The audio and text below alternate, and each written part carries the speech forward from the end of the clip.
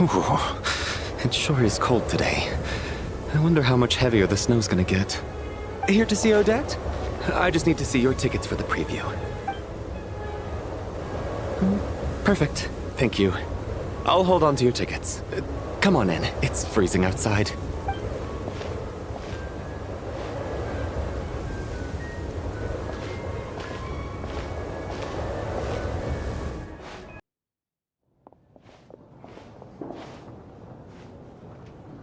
I think I'll leave the Lelek question until after the show's over. Then I'll go find Odette.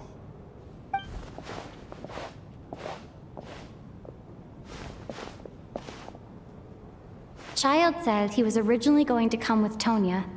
So I'm guessing Tonya's already here somewhere. Is there anyone here who looks like a Tonya? Let's see. It's a small audience. Makes sense for a preview. But wait, I do see some familiar faces. Mr. Chuganov's back again by the looks of it. Oh, and is that Mitya? And that Fatui officer, Valeri. Guess he must be playing cat and mouse with Mitya again. Oh no, it looks like the show's starting, and I still haven't found Tonya. Never mind. I'll just have to take a seat for now and see if I can catch her afterwards.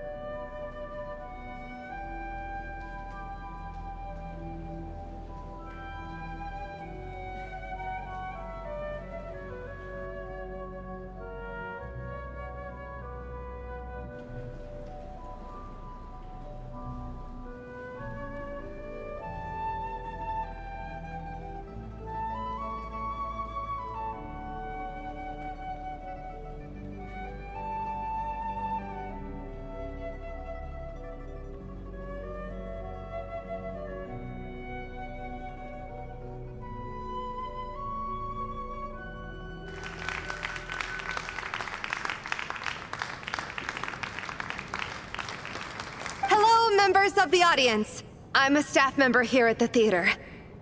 Today's performance was a very special one for us, as it marks the first attempt in a long time to revive the classic Snezhnayan ballet, Spirit Seeker.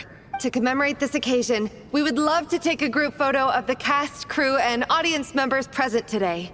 Could I kindly ask the audience to please come up onto the stage?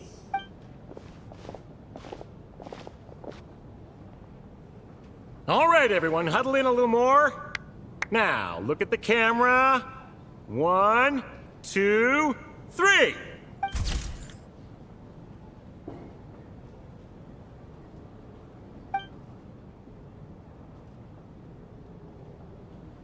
Are you quite satisfied, Mr. Energy Scientist? I rather hope you don't have any other escape plans to add to my workload today. What are you talking about, Sarge? This was simply my way of inviting you to watch Miss Odette's new show with me. And wasn't the performance spectacular? In the future, I heartily encourage you to take a leaf out of my book. Find some soul-nourishing pastimes to enrich your time outside of work. It was indeed a fine performance, but I must correct you on one point. This is not time outside of work. These are working hours. Working hours and non-working hours are just a social construct. Human technology can never advance if we're too rigid in our thinking, Sarge. May we leave now? Already? I mean, I was kinda hoping to soak up the atmosphere for a little longer, but... No? Okay, guess I'm pushing my luck. Didn't seem like too much to ask, but fair enough. Off we go then, Sarge. Back to the land of working hours. Lead the way. That has to be her. She's the only person in the audience around Tonya's age. Excuse me? Are you Tonya? Huh? Your brother's busy today, so I took his ticket. Don't worry about him. He's fine. Oh, okay. Sorry for the trouble. What's wrong? Are you sick? No, I'm fine. It's nothing. Maybe she caught a cold on the way here because of the weather?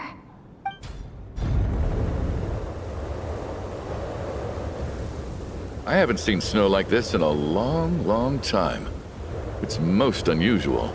I know. It's completely white out there. You can barely see a thing. I've never seen such heavy snow in my life. Let's wait it out for now.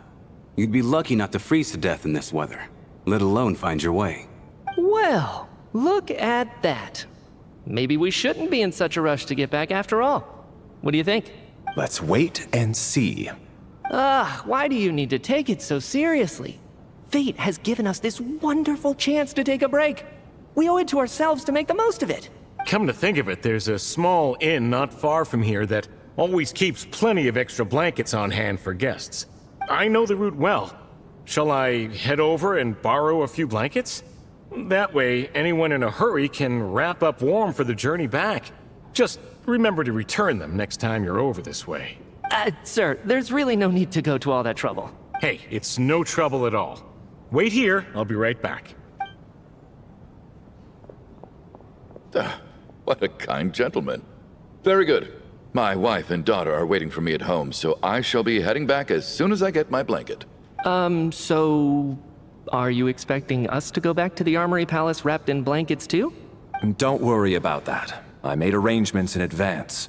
Should I not return to the Armory Palace within 3.5 hours after Operation Showtime begins, an armed squad will be sent to collect us. They will escort us back. You are one of our key military personnel, so any weather-related risks must be eliminated. Operation Showtime? So, wait. Every single time you drag me back to work when I sneak out, it's a whole official operation? I gotta say, you've really turned this into quite a moral dilemma for me. It's snowing pretty hard out there. I think you should stay here for now. You seem a little under the weather. Sure. My brother might come pick me up in a bit anyway. Time to get to work. I should head backstage and find Odette. I need to look her in the eye and ask her about Lelek. Excuse me, are you looking for someone? Ah, a fan, I'm guessing? Today is just a dress rehearsal, so Miss Odette won't be meeting with fans. She's taking a well-earned rest right now. Sorry, but that area is currently off limits to everyone except the cast and crew. Huh. Bad timing, I guess. Well, I might as well stick around. I doubt Odette will be leaving before the snow lets up in any case.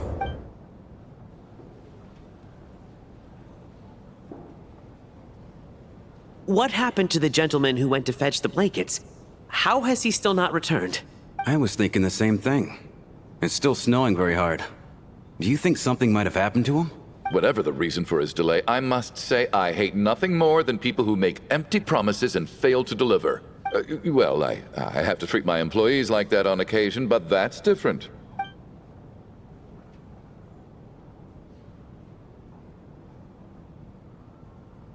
You seem anxious, Mr. Valeri. It's been nearly 4 hours since I left the armory. The army should have arrived to extract us by now. They know how much I despise tardiness and disrupted plans. There's simply no reason that they shouldn't have shown up by now, barring exceptional circumstances. Surely a snowstorm like this one counts as such. Few things in this world can stop the Snezhnayan army, Mr. Mitya. And a snowstorm is certainly not one of them. Why don't you go out and take a look? They might be right outside, waiting for your orders before they dare come in. An absurd hypothesis. I have no intention of leaving your side for even a moment until I have escorted you back to the Armory Palace. This doesn't look like an ordinary snowstorm to me. That guy who left earlier. It looked like he just vanished into thin air. Either that, or my eyes were playing tricks on me. A man-eating snowstorm? Come on. Night hasn't even fallen yet. Spare us the ghost stories.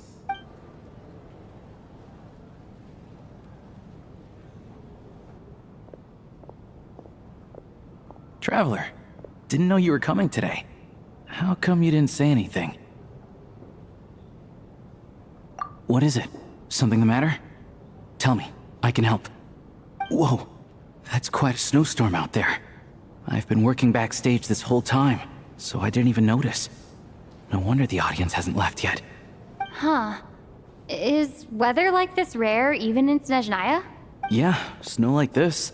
I'm sure I've seen it out in the wild before, but never in the city. Actually, I take that back. I don't think I've seen snow this bad even in the wild.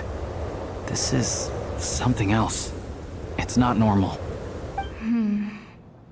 If even Alosha thinks snow like this isn't normal, could it have anything to do with that monster people have been talking about? We can't stay cooped up here forever. Someone needs to go out and take a look. No need. I have plenty of experience with snowstorms. Besides, I work here while you're an audience member. I should be the one to do it.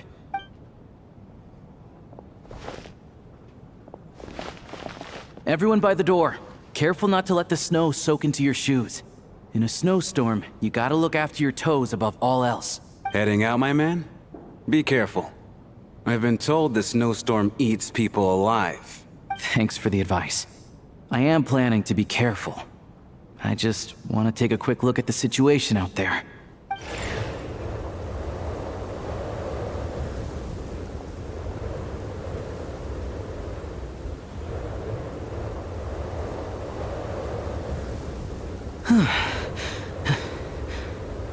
He's back! He's back! How was it? What's going on out there? Did you see any soldiers patrolling the area? Something about this storm isn't right. There's no one out there. I didn't see a single soul. And something in the air gives me the creeps. This isn't your average snowstorm. I suspect it might be related to recent events in our nation. I strongly advise everyone to stay here until the snow dies down. Are you serious? So all of us are trapped here now? That sounds a little far-fetched to me. You want to go outside and see? I, for one, am not risking my neck in that weather. This just turned from a minor delay into a major hassle. We can only hope that our friend who went to fetch the blankets just ditched us and went home. Is it really that bad? But my daughter, I won't be able to read her a bedtime story tonight. Huh? What are you all still doing here? Whoa! It's snowing hard! So now we're stuck here? Oh, this is terrible! Luckily, it was just a dress rehearsal today, so there aren't too many people here. On the bright side, the theater's always well stocked with supplies. If the snow still doesn't let up as we get into the evening, you can spend the night here, everyone. At least, I assume that's alright? Odette? Fine by me. This seems like a sensible backup plan under the circumstances. My thanks to the theater for being so accommodating. What are you staring outside and praying for, my man? You anxious to get home too? Oh, Your Majesty the Tsaritsa, I beg you, please do not let tonight's snowstorm stop. This is a golden opportunity to spend the night under the same roof as the two top stars in all of Snezhnaya. It's a once-in-a-lifetime experience. I think I've changed my mind.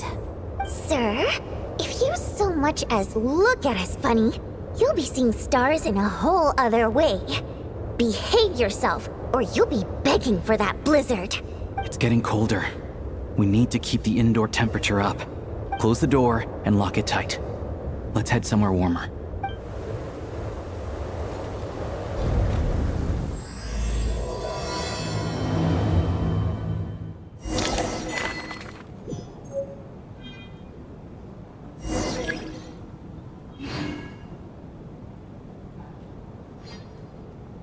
And then there's the aristocrats. Easiest of all to deal with. You don't need to use any force whatsoever. All you have to do is show them the rope you plan to tie them up with. Do you know why? I don't. Do tell. Because nothing horrifies them more than the thought of a cheap, coarse rope leaving creases on their precious million Mora coat. They'll do whatever you ask to avoid that fate. Unexpected, but funny nonetheless. Tell me another one. Well, look at that. I got myself a new listener. Hey there. Let me introduce myself. The name's Shram. And I'm a mercenary. The kind that gets paid to do odd jobs for rich folks. And I am Chuganov, an entrepreneur. If my name is unfamiliar to you, you will no doubt have heard of my factory, the renowned Iskra manufacturing plant. Are you really that famous, Mr. Chuganov? How come I've never heard your name before? Excuse me? Is that a joke? Or are you being serious? Oh, I'll have to ask my rope later. He's probably tied up more entrepreneurs than I've ever heard of.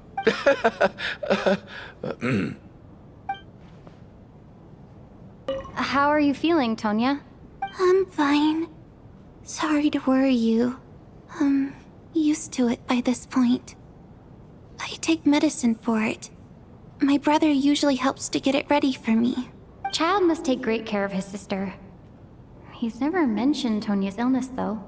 You know, I actually find this whole thing kind of exciting. Stuck in a strange place thanks to a snowstorm. Having to spend the night with a bunch of interesting characters. It's pretty cool, don't you think? Exactly. It's like one of those stories where an ordinary school trip turns into a magical adventure. I've always wanted something like that to happen in real life.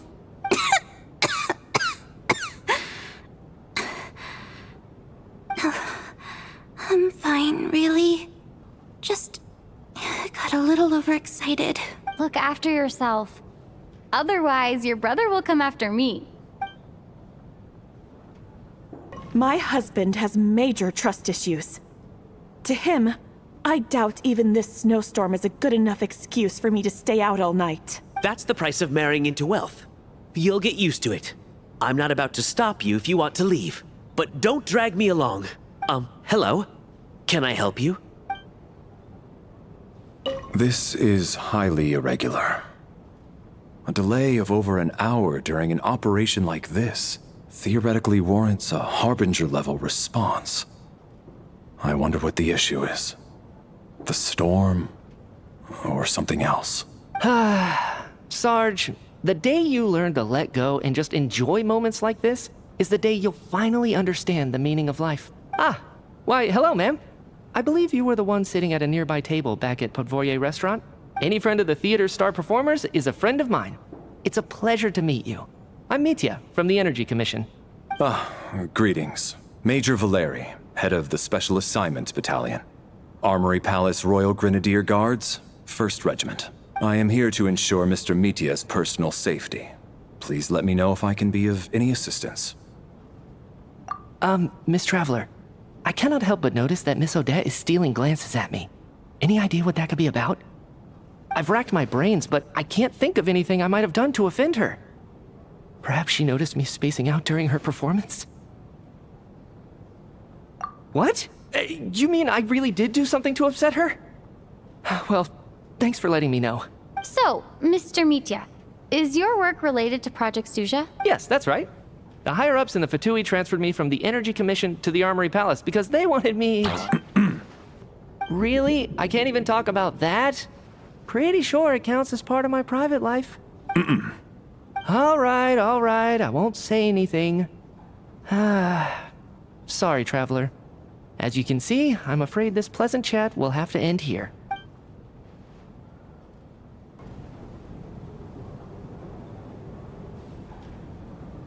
I don't think it's ever been this lively backstage before. I didn't know you were coming today. Hey, have you seen Chuganov? I heard he was coming today. Have you spoken to him at all? I'm with you. This could be just the chance we need. Yeah, I gotta figure out a way to coax some more intel out of him. I want to know why he suddenly changed his stance on Project Stuja. What exactly happened before the most recent Vecha vote? For the Rokad, or just out of personal interest? Shh! There are other people around. Don't say the R word. I have to say, even though today was a rehearsal and there were some hiccups along the way, Miss Odette's performance was one of the best I've ever seen. Even compared to an actual show. Oh, I couldn't agree more. Especially considering the weight of the subject matter. It takes a truly seasoned professional to do justice to a theme like love and regret. Do you think we were coming on too strong? Odette's ignoring us again. What about you? What did you think of today's performance?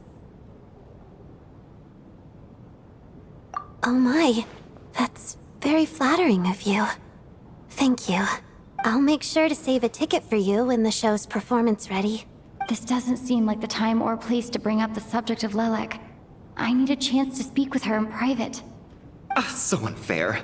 Talk about double standards. And now it looks like I've been spotted.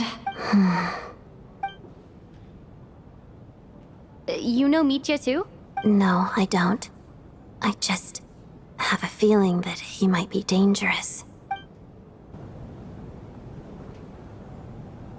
How's it looking, Alosha?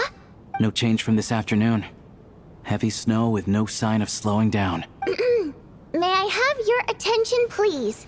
The storm is unlikely to stop tonight, and it'll be even more dangerous outside at night than it was during the day. We at the theater owe everyone here a duty of care. Therefore, we strongly suggest that you stay on site overnight and avoid going outside unless absolutely necessary.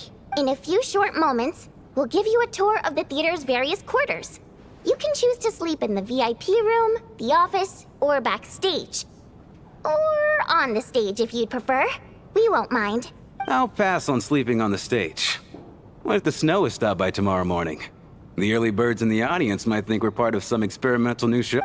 A drama about sleeping? That could be fun. Maybe we could come up with a title for the production. What? Gotta admit, I didn't get that one. Anyone who doesn't wish to sleep on the stage, please follow me. I'll show you to the rooms.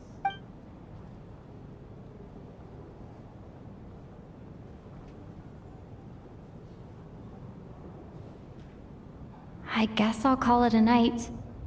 Though, I feel like I won't sleep very well without Paimon here. I'm sure she'll be worried that I haven't made it back yet. But as long as she looks out the window, she'll probably realize what's holding me up. I wonder if she's feeling any better yet? At least she hasn't been getting any worse.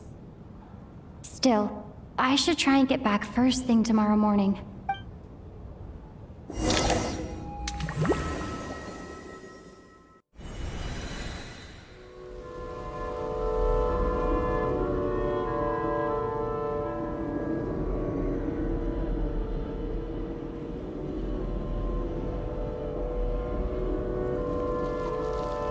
Ah, finally. Welcome back to the world of the living, lazy bones. I was about to wake you. The black mist is almost on us. Still waking up, huh? You know, the black mist. It's been chasing us from below ever since we were born. You're just dozy. There's no way you've forgotten. Come on, let's keep heading up. Onwards and upwards is the only way to survive. Don't listen to a word those black mist cultists say. Here we go again. The endless march toward survival. What's going on? That black mist down there is creeping me out. And it's rising. Guess I should head upwards and get away from it. The black mist cultists believe that being swallowed by the black mist leads to everlasting peace. But if you ask me, they're just lying to themselves. We're the only heretics left. The only ones who refuse to give in. We have to keep going. But how do you actually know that they're wrong? Dangerous question there, Torgoth. The moment your faith wavers, you start a chain reaction that ends in the collapse of your will. Put the question out of your mind.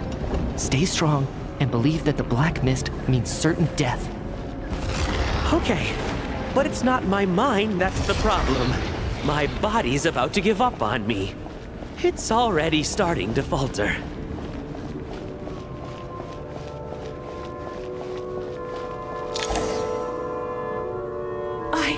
I can't do this anymore. I've had enough of being forever on the run.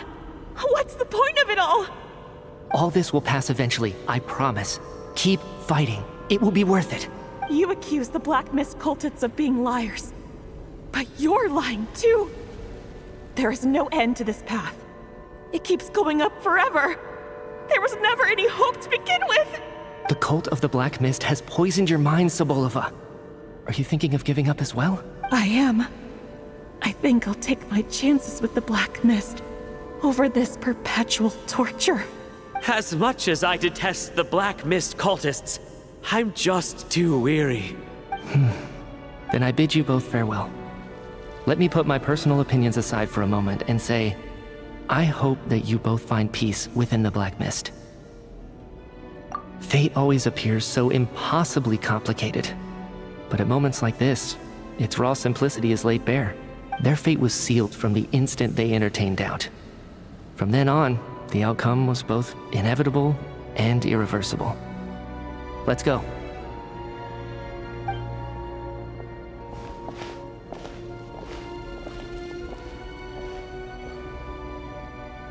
Torgov and Sobolova are gone. I never thought the day would come when even they would be swallowed by the Black Mist. It's just you and me now. Yes, it looks like it's satisfied. For now. This happens from time to time. But it won't be long before the Black Mist starts chasing survivors once again. No one knows how to stop its advance for good. Well, we should make the most of the precious moments of rest that those two bought for us. Huh? Are you really that sleepy, traveler?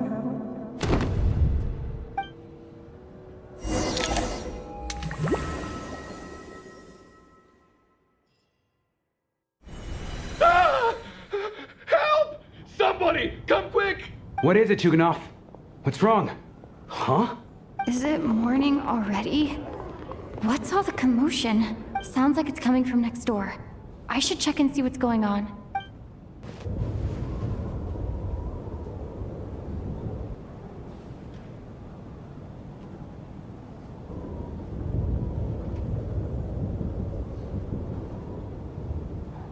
Don't look, Miss Tonya. Stay here. Okay. What happened to them?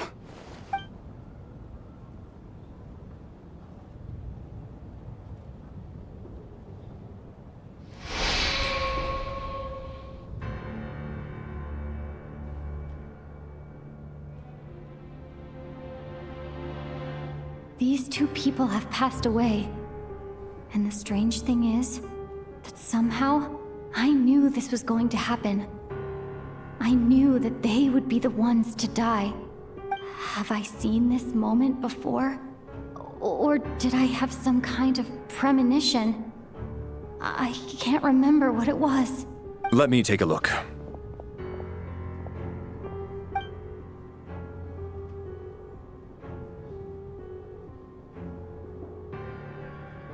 No vital signs in either of them. They're dead. The cause of death, however, remains unclear. No wounds on the bodies, no signs of a struggle, and no skin discoloration caused by the buildup of toxins. But just last night, they were chatting and joking away. This is so sudden. Could they have had pre-existing medical conditions? Even then, the odds of them both dying of sudden complications on the same night are extremely low. It's hard to believe that they died of natural causes, nor does this appear to be a suicide. Who was the first to discover the bodies? It was me. But these deaths have nothing to do with me, officer. I got up early because I wanted to see if the snow had stopped. Then I noticed that the door to this room was open, and it looked like there was a man and woman inside. I just went over to see what was going on. I had no idea they were... I can corroborate this. I was doing my morning exercises near the stage. When I saw Mr. Chuganov heading this way, I followed him. I can also confirm that I didn't see a single person approach that room before him. The snowstorm was raging all night, and it's still going now.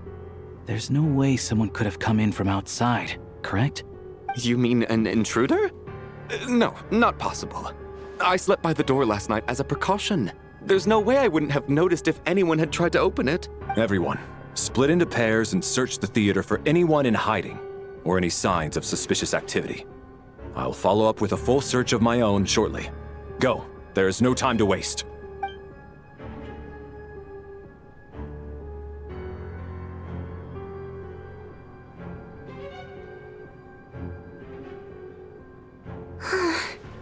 Nothing on your end either? Backstage is clear. No signs of suspicious activity. We checked the basement. Also clear. I don't think there's anywhere here that a living person could hide. Are we certain that the theater doesn't have a back door? Or any tunnel or passageway wide enough for a person to fit through? No, there's nothing like that. If people were sneaking in through some secret tunnel to avoid buying a ticket, we'd have sealed it off ages ago. I also checked the windows. All of them are locked from the inside, and there's no sign of anyone entering or leaving. It sounds like we can safely rule out the intruder theory. If anyone came in during the night in this weather, there'd be no way for them to avoid leaving footprints or water stains. This can only mean one thing. It's like one of those murder mysteries you see in novels and plays, isn't it? The ones where the killer is one of us. We can't quite jump to that conclusion just yet. Could he be right? It's hard to imagine something like that happening in real life. Set in a theater during a snowstorm, a murder takes place and the killer is among us. It's such a classic trope that it seems unbelievable. Looking at who the killer targeted, and the clean entry and exit, it all adds up. I know what this is. It's obvious now that I think about it. What is? What have you figured out? Both victims were wealthy, well-known local merchants. And the door was deliberately left open so I would discover the bodies and witness the crime scene first thing in the morning. Such ruthless methods. This was your doing, wasn't it? Lelik. Lelik? You mean Lelik is among us? And he's the killer? Lelik. I know this code name. Member of the Rokot, anti-Project Stuzha. Always works alone. I've read the case files at the Armory Palace. Walk me through your reasoning, Mr. Chuganov. What do you know about Lelik? What now, huh? What now, Lelik? What more do you want from me? I already voted against Project Stuzha at the Snezhnaya. You snuck into my house the other day while I was asleep. Left a threatening letter. And I did all that you asked. But Project Stuzha cannot be so easily shaken. Not with the rooster in charge. So he really was threatened by Lelik. That makes sense. And now you're resorting to murder to threaten me. Isn't that right? I knew it. The Rokot despises the rich. The lives of the wealthy are but refuse in your eyes. Show yourself! Which one of you is Lelik, Tell me! I'll do whatever you want! Just stop playing these mind games! Was this really Lelik's doing? Would Odette really do something like this? If Odette really is Lelik, this seems out of character. But then again, how well do I really know her? I'm probably the only one here with a compelling theory about Lelik's true identity. But if I reveal it now, I'll be putting Odette in the line of fire. What should I do? I don't think it's likely that Lelik killed anyone. At least from the stories I've heard. He's never killed anyone before. And his name has never come up in connection with any murder cases. Besides, even if Lelik did want to threaten you, why resort to such an extreme and roundabout method? It's not his style at all. Vodyanitsa doesn't know that Lelik might be Odette, but her assessment is pretty much identical to mine. Miss Vodyanitsa, why do you suddenly feel the need to speak in Lelik's defense? Defense? Oh, no, it's just... I'm worried that we're jumping to conclusions here, so I wanted to share my point of view. Also, I don't think the Rokot is as bad as you're making it out to be. Well, if you think I'm so wrong, what's your theory then, Why don't you tell us who the killer is? The case is still evolving, Mr. Chuganov. Please do not prevent others from expressing their opinions so early on in the discussion. Even so, there's no denying that the recent threat received by Mr. Chuganov may well be an important clue. So there's still a good chance that Lelik is right here among us. I can't do this anymore. I don't care if it's still snowing outside. I have to get out of here. Whoa, take a beat. We all know it's far too dangerous out there. Even the soldiers couldn't get to us. Go out that door, and you might not live to tell the tale. And whoever this Lelik is, they're surely not going to murder anyone in broad daylight. Be sensible, my man. You're safer inside. As much as I regret having to say this, I'd like everyone to cooperate and refrain from exiting the premises until further notice. Because as things stand, every one of us is now a suspect. Unless anyone has further information to share, let's adjourn for now. Feel free to keep searching for clues, but make sure you don't go off alone. You seem to be very comfortable taking charge, Major. You took the reins as soon as things went south. I simply made an executive decision that someone needed to take control of the situation on the military's behalf. Does this offend you? No, quite the opposite. We feel much safer for it. By the way, what does Major mean exactly? Is it a pretty high rank?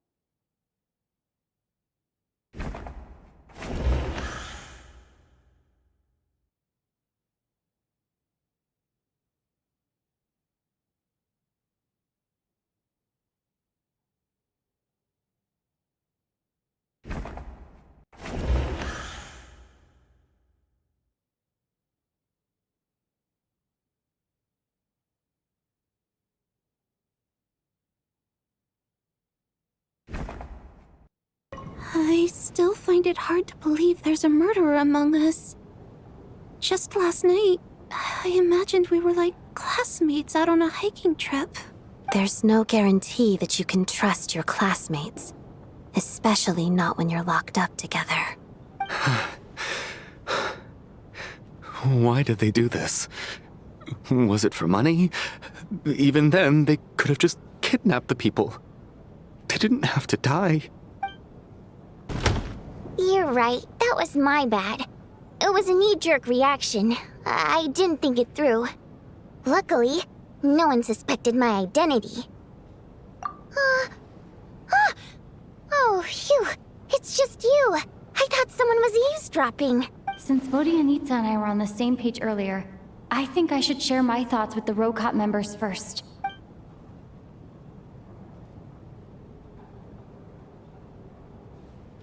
Whoa. Are you serious? I don't know if this counts as gossip, but it's definitely on track to be the juiciest this whole year. Odette? Really? Odette? Oh god, how dumb does this make me look? Lelek has been right under my nose this whole time, and I didn't notice a thing. Actually, it's exactly what you'd expect. Sometimes, hiding in plain sight is the best strategy. And now that you mention it, the more I think about it, the more sense it seems to make. It all adds up. What are we up to now? 1, 2, 3, 4... Odette's identities. She's my coworker, specifically a ballerina, and also a Fatus, a member of the Rokot. Now, Lelek. It must be so exhausting. I just want to give her a hug. I guess since I've always known her as a member of the Fatui, it never even crossed my mind that she could be involved with the Rokot, let alone be Lelek. I don't understand. If she's with the Fatui, what reason could she have for being so opposed to Project Stusha? Probably best if you ask her that in person. Well, since you waited until now to bring this up instead of announcing it to everyone earlier, does that mean we're all on the same page here? Yeah. Lelek may not follow orders from the Rokot leadership, but as far as I'm concerned, she's never crossed the line. If anything, her actions benefit the poor. We need to confront her face to face. Do you think she'd really admit to being Lelek? I don't know. We'll have to see how it goes. For now, we'll work on the assumption that she didn't kill anyone, and see how much she's willing to tell us.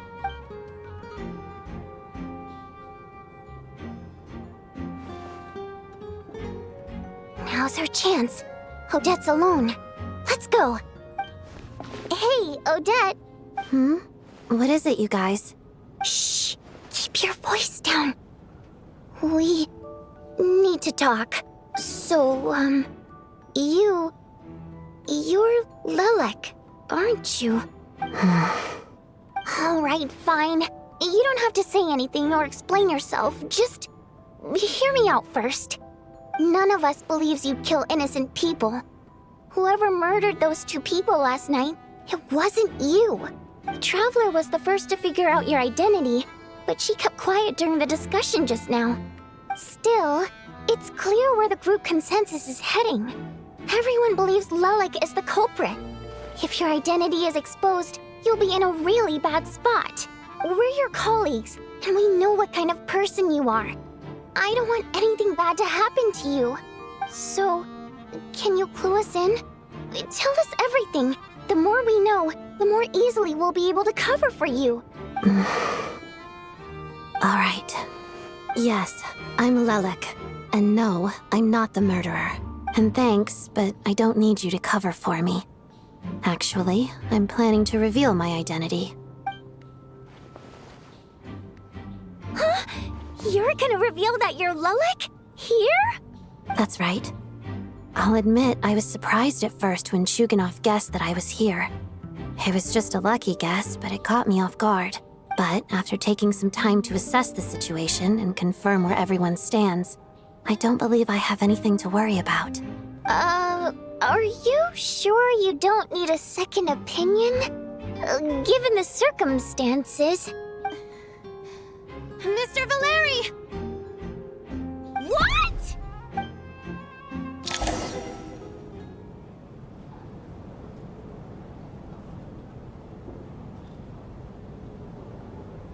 So...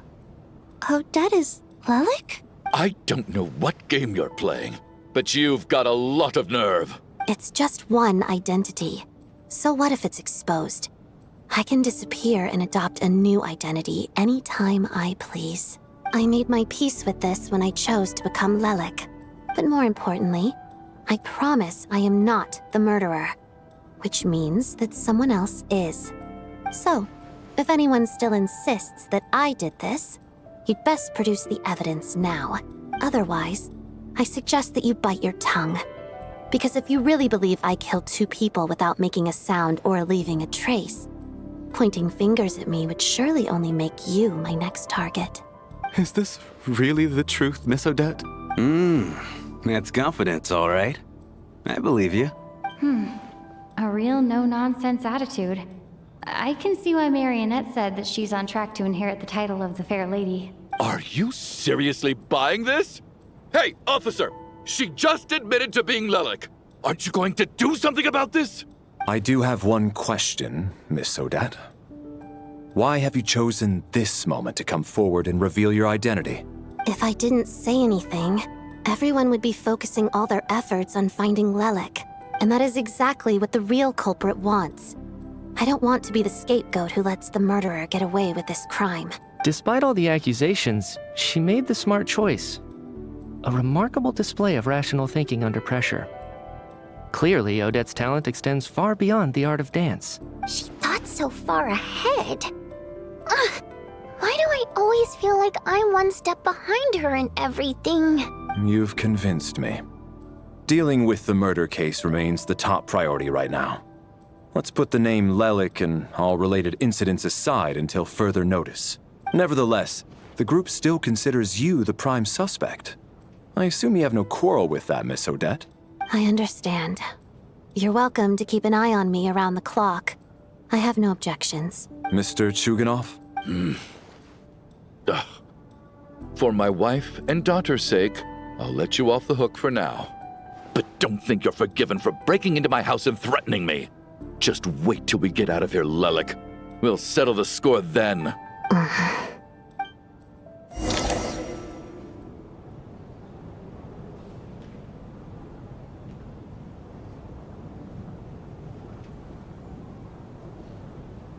Good work, Lelik guard team. And Lelik too. Here, have some hot water. Turns out Valeri knew about my exploits, so now I've been told I have to guard Lelik with him. Shouldn't you be facing my way if you're guarding me? At the moment, it looks more like you're my bodyguards. If the true culprit is indeed still at large, as you have claimed, we must keep our guard up against them also. Don't worry, Tonya.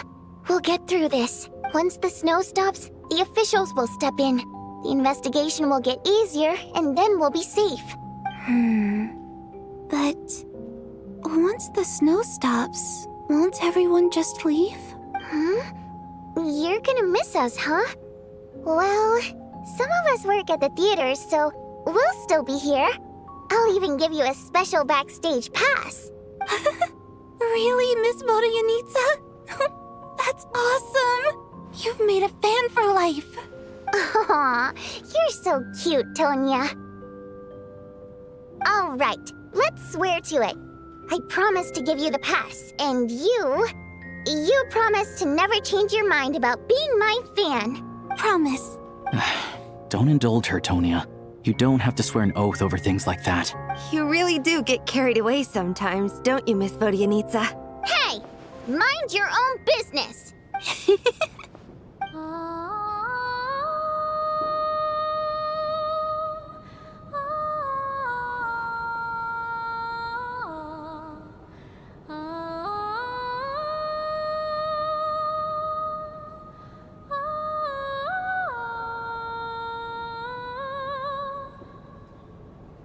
Don't be nervous, Miss Water Imp. Everyone's here. There's nothing to be afraid of. Excuse me? Do I look nervous? Don't be ridiculous. No. You sound nervous, lass. Oh. Wait, but how... Okay, plenty of people know that I'm a water imp, but still... How come you understand our primary mode of expression? Primary mode of expression. I've not come across that concept before. Do enlighten me, Vodyanitsa. Well, it's just... We water imps tend to communicate our emotions to each other by singing, rather than facial expressions. The emotions we convey through song take precedence over our facial expressions. So, we think of it as our primary mode of expression. I'm impressed, Shram. I didn't take you for a man of culture, but you're clearly rather learned. It's not about being cultured or not. The thing is, this mode of expression can usually only be understood by other water imps. It's not a simple case of a song sounding happy or sad. And yet, you're clearly human, Mr. Shram. It's really not the big deal you're making it out to be.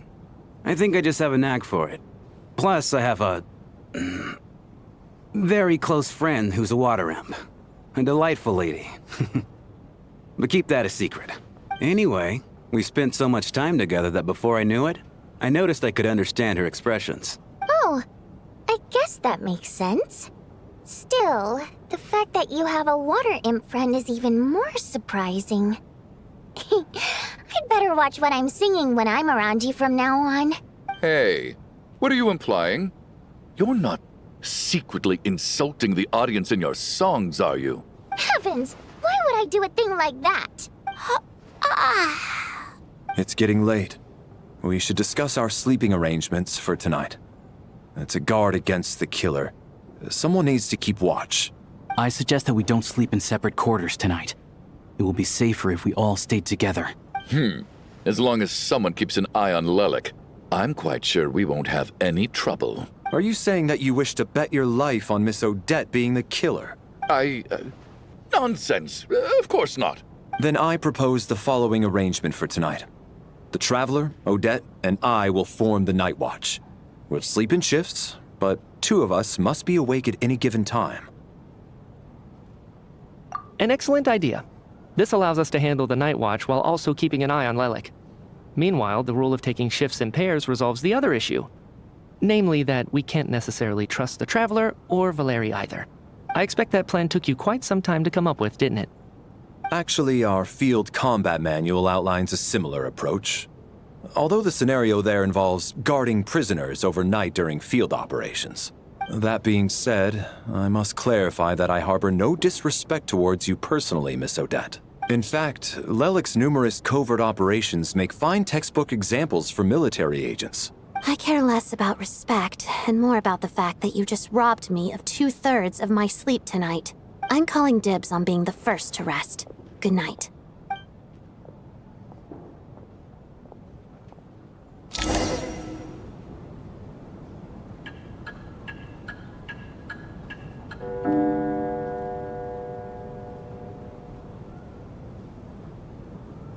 It's almost time. We should wake Odette. How are you faring? Oh, not going to argue with that. I'll take a quick nap. If you start to feel sleepy, wake me up anytime. It's finally time for Odette and I to share the night watch. I should wake her up.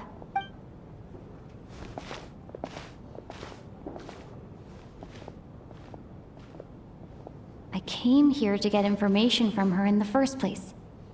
Maybe I should think about what questions I want to ask before she wakes up. How long are you gonna keep staring at me? Couldn't sleep.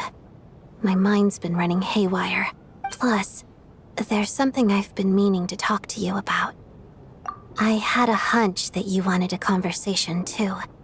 Let's take this chance to clear the air, shall we?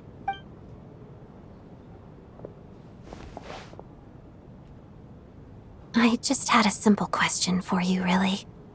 It's, Rosalyne. In her final moments, did she have any last words or anything? I see. Well, that was all. I have no other questions. No. She was utterly ruthless in pursuing her goals. That kind of person should be hard to miss. And yet, even though I never approved of her methods, and she was an abrasive person, the fact remains that I am indebted to her. Oh, she told you. I guess that makes sense. I think she and Rosalyne were on pretty good terms. Yes.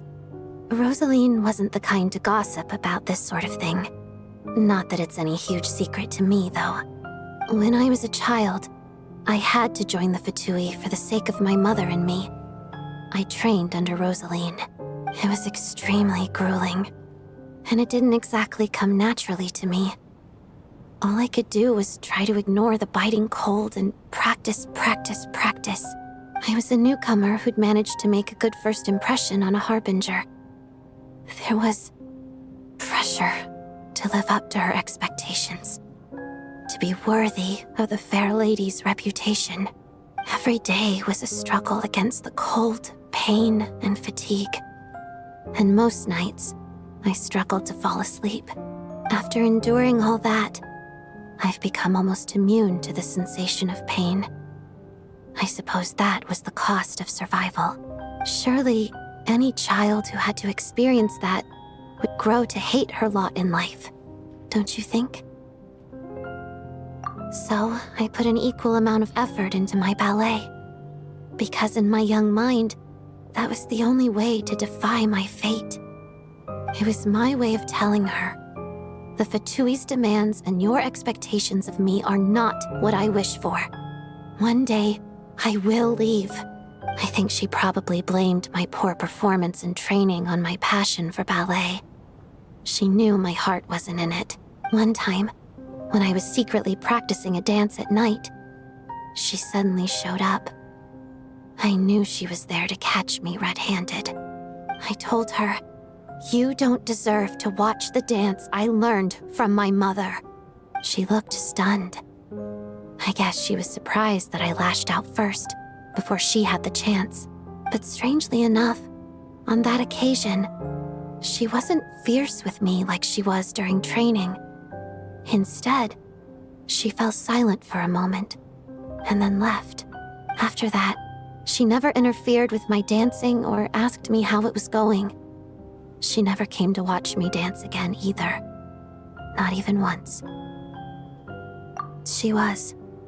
But even now, whenever I take out this core Ignis, I can't help but think of that night. Of the look on her face. Sort of. Although gift might be too kind a term. This is her flame sealed within ice. A symbol of her favor, yes, but also her way of keeping an eye on people. She knew the location of every piece of core Ignis. If any recipient started acting suspiciously, she'd be on to them immediately. Trust her to make even a mark of approval feel suffocating. So, when news of Rosalyne's death reached Snezhnaya, many people immediately crushed their core Ignis. It gave them a profound sense of relief, like they'd broken free from her shackles. But I kept mine. With my sensitivity to pain being as dull as it is, the warmth from this core Ignis is one of the few things I can still feel clearly. I still wonder, did she really come to stop me that night? I wasn't sure, but I was scared, so I said some really awful things. I guess she didn't leave anything behind. Not that I expected her to. It's fine. It's just a bit of a shame that we couldn't settle our differences before the end. She did. Are you sure she was talking about this event?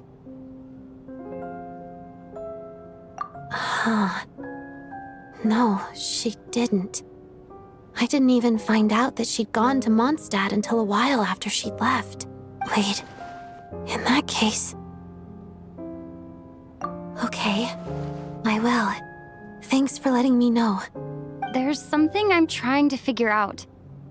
I'm beginning to suspect that Paimon's mystery illness is being caused by the energy research behind Project Stuja. Paimon's very important to me, so I have to get to the bottom of this.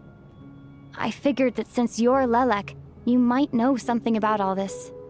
The ultimate goal of this energy experiment is to create a weapon for the final battle.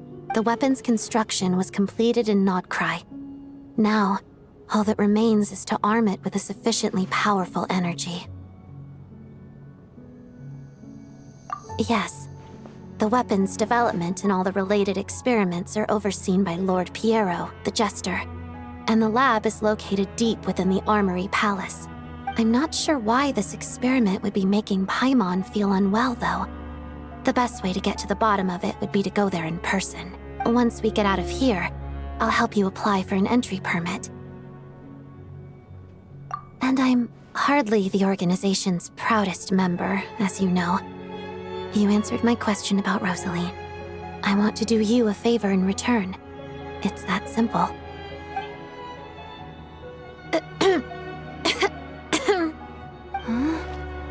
What's wrong? Are you not feeling well? You two seem to be hitting it off. I thought you were sleeping. Of course I was. In the military, one learns to fall asleep quickly, even in the most inhospitable environments. It's vital to staying alert and energized. Why? Is something wrong? Even if he was awake, he can't have overheard us, right? Well, thank you both for keeping watch. Traveler, I'll take over for now. It's your turn to get some sleep. Sure.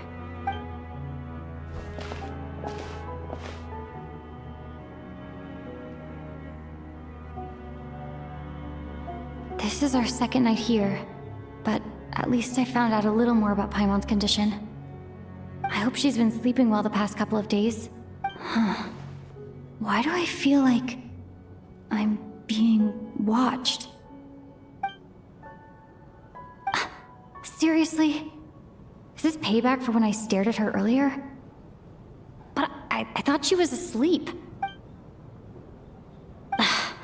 Never mind. I'd better try and get some sleep myself.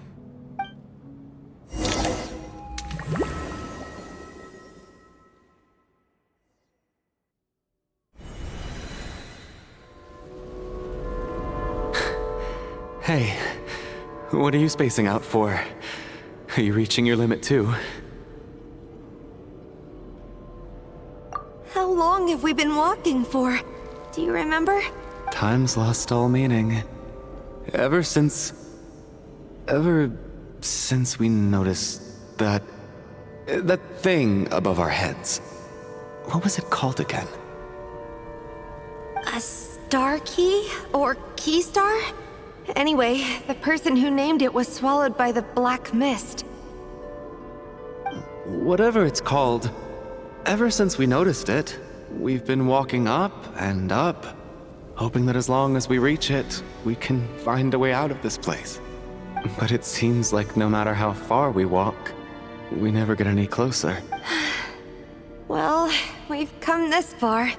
You never know. Maybe we're almost there? Come on, enough moping. Let's go. The black mist is catching up.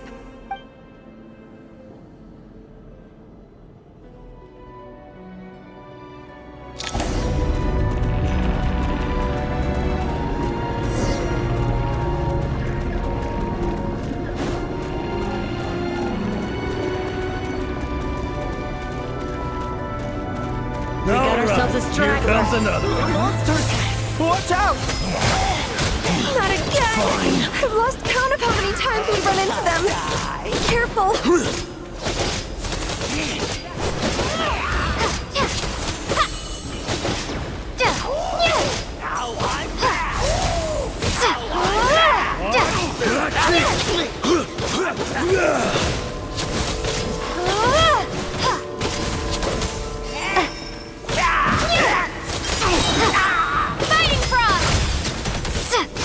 Shut up!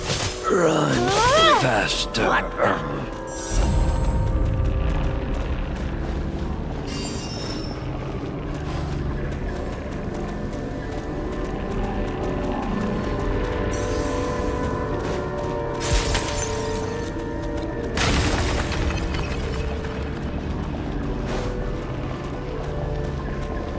We got ourselves a straggler. Here comes another one. Here they come again! Get ready! You wanna fight? Let's go! Gonna cleave ya! Here. Having second thoughts?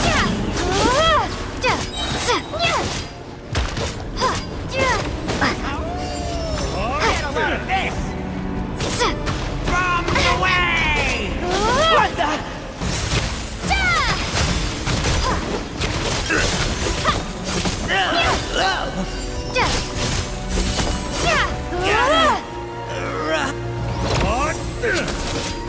What the?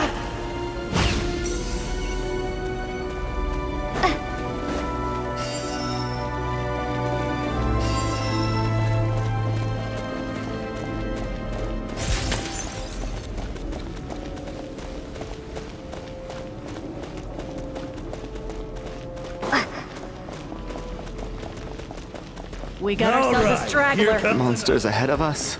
The black mist behind us. Fine. Feels like there's no escape. Here.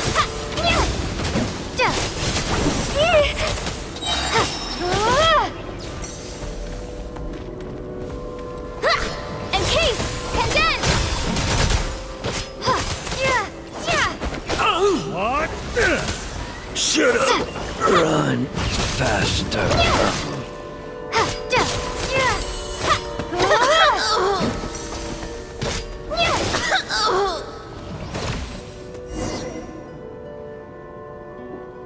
Are you hurt, Coolish? No, I'm fine. It's just... suddenly I don't want to walk any further. I get you. In fact, I reached my limit a long time ago. Sometimes it feels like there's hope where there shouldn't be. Yeah. The hope that the star gives us is the only thing keeping us going. But I'm not sure it's real at all. It may just be a collective illusion. Otherwise, why would it always be out of reach?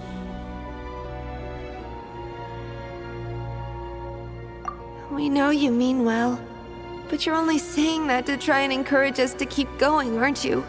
Thank you, friend. But enough is enough. Please don't give me any more false hope. Hope is poison in this place. You're going to continue, aren't you? I admire that. I've given up, but I wish you the best.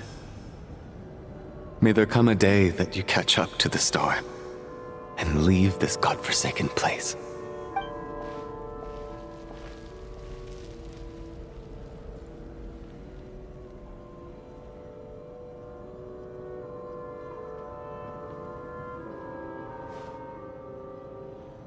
It's not an illusion.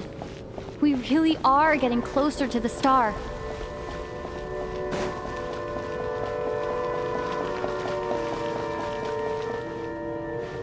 Congratulations. You're the first person to make it here.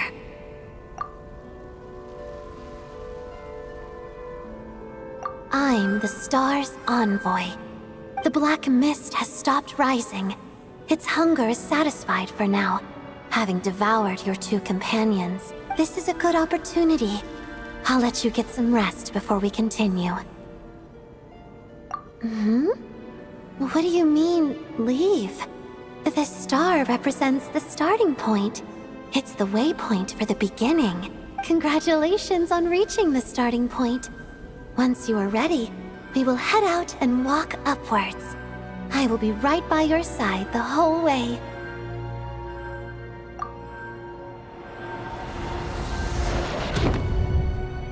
Huh?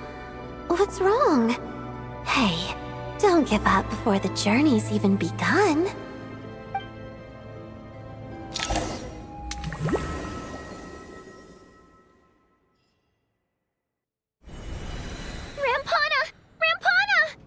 Is that Vodyanitsa's voice? What happened? Coolish, wake up! Please wake up!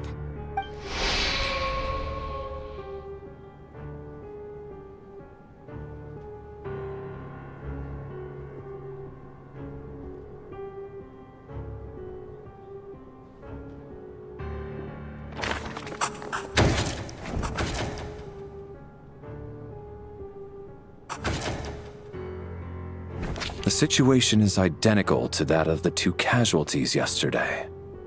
We cannot ascertain the cause of death.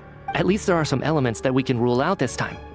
They slept on the stage with everyone else, so I suppose the surrounding environment can't be a relevant variable. Rampana. Coolish. Weren't some of us keeping watch last night? 3 of us, in fact. How could you not notice something was wrong? I'm as confused as you are. Certainly nothing unusual happened on my watch. Likewise, and from what I've observed so far, both Miss Odette and the Traveler can be trusted. To be honest, I didn't get a wink of sleep last night. I couldn't help but think I was the target. So I just laid there with my eyes closed. I heard the Traveler and Lelic chatting, but otherwise I don't recall hearing any commotion during the night. Me too. I didn't want to wake everyone up, so I was concentrating hard, trying not to cough. I hardly slept at all. If anything had happened, I'm sure I would have noticed. Then, what could possibly be causing this?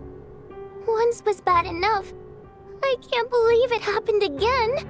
I worked closely with Rampana and Coolish for so long. I never imagined that one day they'd... And on this stage of all places... Florianitsa. 4 victims in just 2 days, and we still don't have a single lead. I need to get to the bottom of this as soon as possible. And above all, keep Tonya safe. I'd never be able to look Child in the eye again otherwise. Still snowing? Yes, I just checked. Still no sign of anyone outside either. So we only have ourselves to rely on. If you ask me, this killer can clearly strike whenever they please. The Night Watch was a useless endeavor from the start. Lelik must be an expert in poisoning. Clearly she used some poison that can't be detected on the corpse. Here we go again.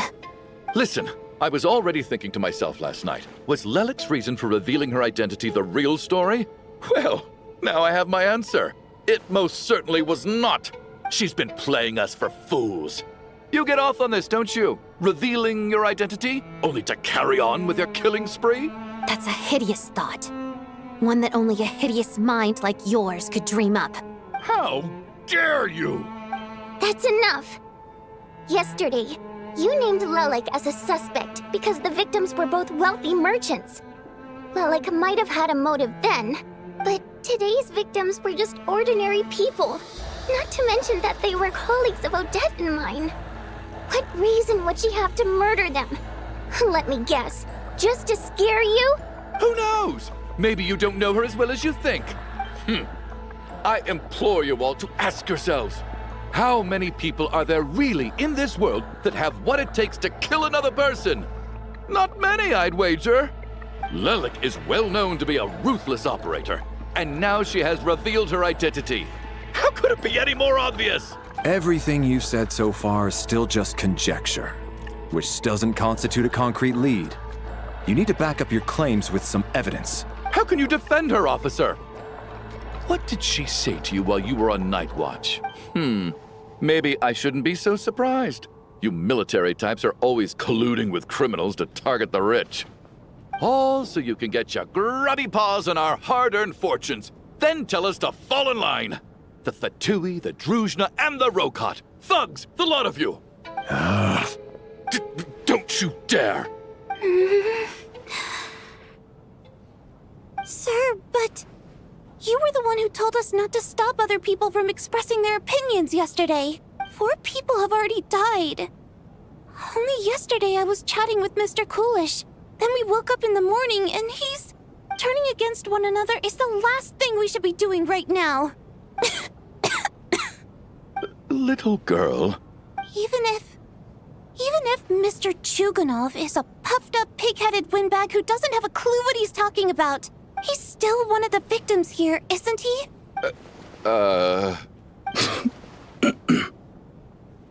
Quite. I had no intention of resorting to violence. But you're right, Miss Tonya. I ought not prevent him from speaking his mind. In any case, I believe Mr. Chuganov has calmed down a little now. We may resume our discussion. I don't think there's any need for that. What is there to discuss? Nothing about this situation is normal. Did you have an idea, Mitya? You're the brainiac here, right? Come on, clue us in. I've been mulling something over. All the leads we have so far concern things from outside the theater. Miss Odette's alter ego, the threats Mr. Chuganov received. But then there's the 2 double murder crime scenes themselves, which have given us absolutely nothing to go on whatsoever. That's highly unusual.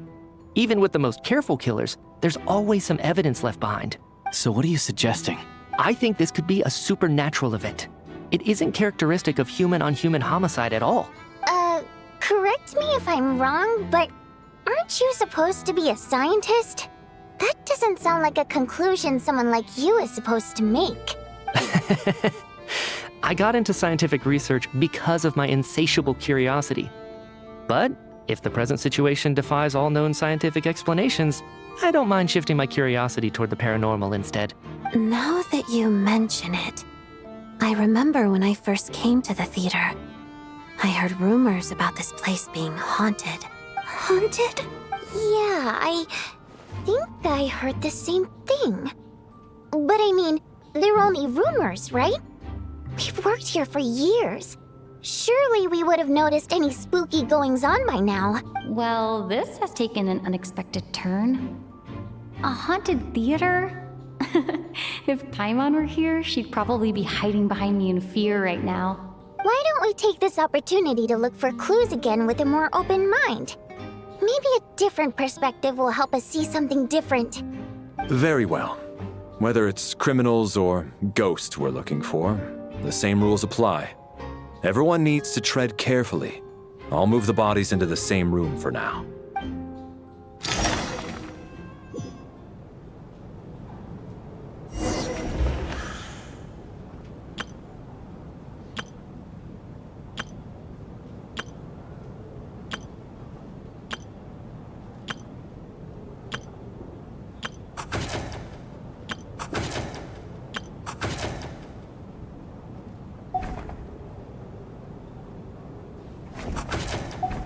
I need to think very hard about whether there's anything that ever needed hiding. After all these years, there must be some things even I've forgotten about. Chin up, my man. That soldier guy just gave you a bit of a fright, that's all. Think about your wife and kids back home. That'll get you your mojo back. Me, for example? Whenever I get hungry, tired, sleepy, or thirsty, I just think about that water imp friend of mine. And everything's suddenly alright again. So daydreaming about women somehow removes your need for food and water, does it? Don't be absurd. Valeri, come take a look at this. You too, Traveler. Some sort of notebook. What is it for? It's the on-duty logbook for the theater. Kulish was the main person to use it. He mostly used it to record any unusual incidents during a show, audience numbers, exit times, and so on. Yes, he'd always have this logbook with him when he checked tickets at the entrance. This should confirm a lot of key details about the recent show. So, you find anything unusual? Yes. The number of people. I've checked and double-checked, but the numbers just don't match what's recorded in the logbook. Apparently, we have an extra person among us. Are we certain that logbook is accurate? Could someone have sneaked in without buying a ticket or something? Unlikely. Kulish took his duties very seriously. I've rarely seen any errors in his work. Not to mention that this was a dress rehearsal, meaning smaller audience numbers and tighter ticket restrictions than usual. Everything would have been well within his control. We no longer have our tickets with us, do we? They got collected on entry. I assume there's no way we can check them again. Unfortunately not. The theater recycles tickets. Once people are in the door, they don't tend to leave until the show ends, so we collect the tickets at the point of entry. Still, I'm inclined to believe that this discrepancy in the head count is significant somehow. Did an extra person just materialize out of thin air? Tonya? Did you find anything? Not yet. Still looking. So... Are we supposed to be looking for something paranormal? I think I'd prefer teaming up with you than looking around on my own. This looks like somebody's notebook. Shall we read it together?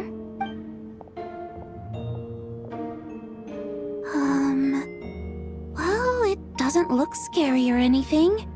So I guess it should be fine. All right, let's read it together.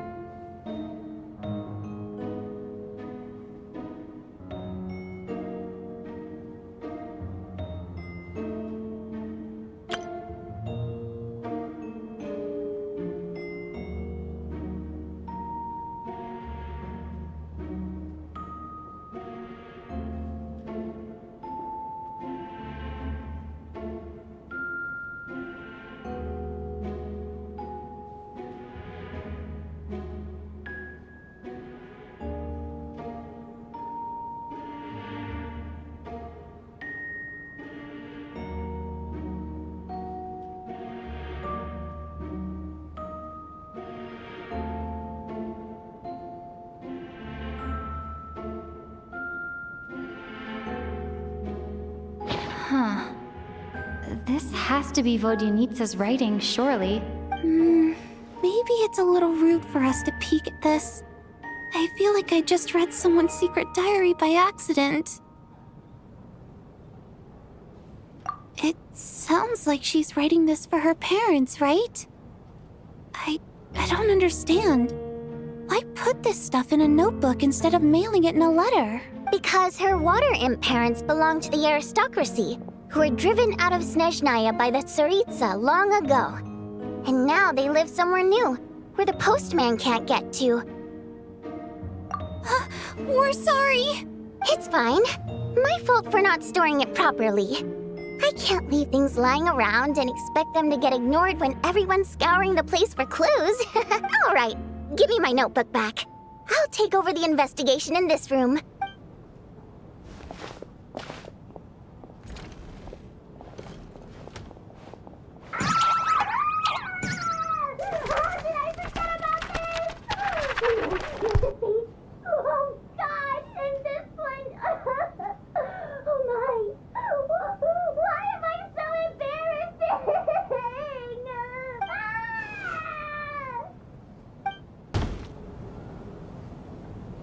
Ah, Traveler.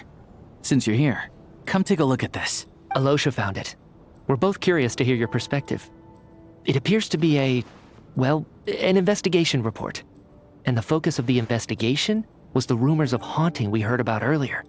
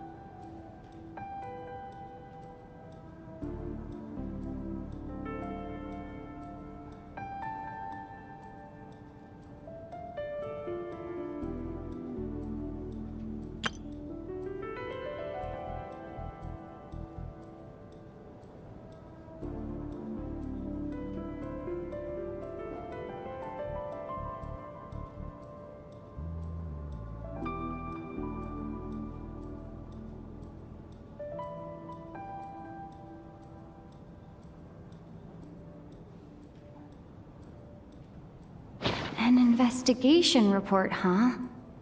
Looks quite old. Huh. This person's name looks to be of Sumeru origin to me. Was the investigator from Sumeru? The theater manager must have hired an investigator once specifically to look into this issue. But it doesn't look like anyone ever looked at the report. Presumably, the manager wanted to know if the supposed haunting was dangerous, while also being fearful of word getting out in case it affected the theater's business. Anyway, the bottom line is, the haunting is actually real after all. It's caused by an obstruction in the ley lines. Is there any chance this is the key to finally making some progress with the murder cases? Ley line problems are pretty unexceptional to me by this point. And while it certainly offers an explanation for the ghosts, it's hard to imagine what connection it could have to these two murder cases. Some of the language that appears at the very end of the report caught my eye. Angel civilization, ley line renovation? My area of research doesn't touch on any of that, so it's completely outside of my wheelhouse. Huh? A piece of paper just fell out from the report. It landed right by your feet.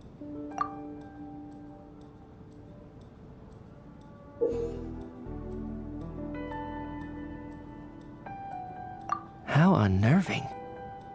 It was tucked inside the report, so it must be a note left by the author. Death is near. Is that supposed to be what's going on here? With us in the theater? But if so, how did the author foresee it? Could he predict the future somehow? Maybe things are more complicated than we thought. No, wait a second. If we take the report and the note at face value, they completely contradict one another. The report definitively concludes that the hauntings in the theater are harmless and cannot affect the real world. But the note seems to be warning of potential danger. The question is, what exactly does the note mean by death?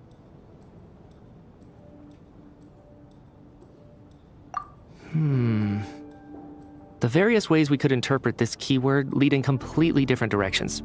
Let's pause our analysis here for now. I think we need more information. If we take all this together, it's not impossible, is it? If anything, it's the natural conclusion. Oh, I beg to differ. This sounds to me like a product of a researcher's vivid imagination. And perhaps it's because I'm still viewing this through the lens of a typical murder investigation. But still, I'm struggling to be persuaded by your theory. Does it really sound that far-fetched? All right, well, let's treat that as speculation for now. I do agree with what you've said, so let's go with your idea for now. Good. Okay, now that we finally have some meaningful leads, I think it's time to reconvene. Let's get the others.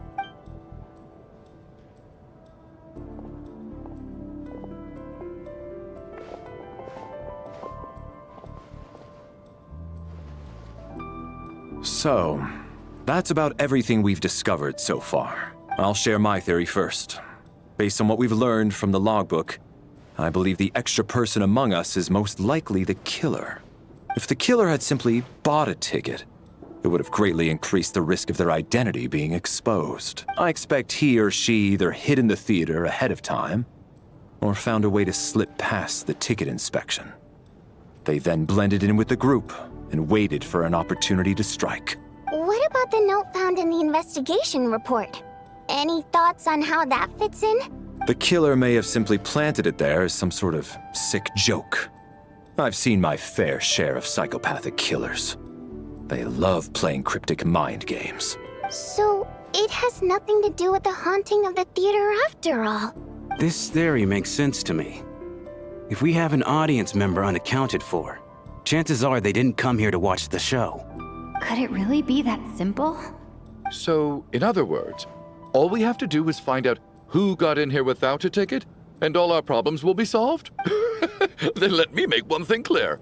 All the theater staff should be well aware that I came here for the rehearsal legitimately, yes? There's no way I'm the one who didn't have a ticket. It's true. I hear you used every trick in the book to get a hold of that ticket, too. Everything short of throwing a temper tantrum and rolling around on the floor at the entrance. I most certainly did not degrade myself in such a way. Probably a stupid question, but I might as well ask. Did anyone here get in without having their ticket checked? Guess it was naive of me to expect them to just admit to it. Especially after the unprompted Lelic reveal. Once was already a miracle. Twice would be unfathomable.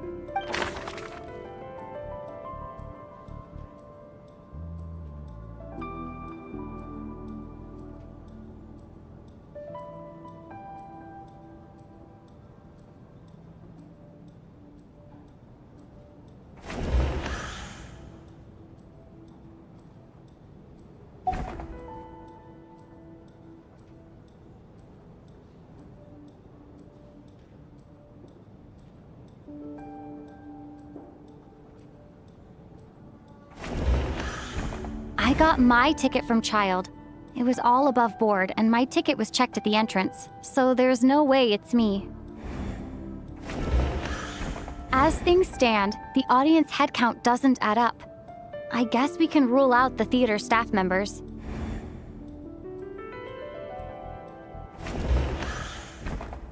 I don't believe any of us here knew Shram before all this. If no one can verify Shram's identity... Mr. Shram, did you really go through the ticket inspection to get in here? Huh? Me? Why am I being singled out, my friend? Do I seem that suspicious? It's not that you stand out as suspicious, more that everyone else has been ruled out as trustworthy. Okay. Well, We spent the best part of 2 days together now, so I'm sure you can all tell what kind of person I am. I'm a true gentleman. I never dream of doing something like sneaking to the theater without a ticket. Yeah, I have no doubt that you're a good person. But the problem is, none of us here actually know you, so no one can say for sure that you are who you claim to be. Although, actually, what was it you said last night? Yeah, you're friends with that water imp, which is why you understand our primary mode of expression. Last time I checked, there were barely any of us remaining in Snezhnaya, since most of the water imps left. Could you tell me a little bit more about your friend? There's a good chance I actually know her. And I suppose it's also kind of a way for everyone else to get to know you a little better.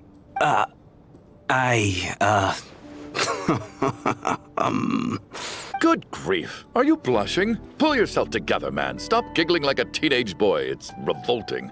Hey, revolting is a little strong. All right, fine. I'll admit it. That water imp friend of mine, the truth is, we're dating. I was just the bodyguard hired by our family. But the stars must have aligned, because sparks began to fly between me and their daughter. Never in my wildest dreams did I think I'd get so lucky. We don't need details. Just get to the point. Okay. I'm just a little hesitant to reveal her name, that's all. You know how it is. These are delicate times, even with me to protect her.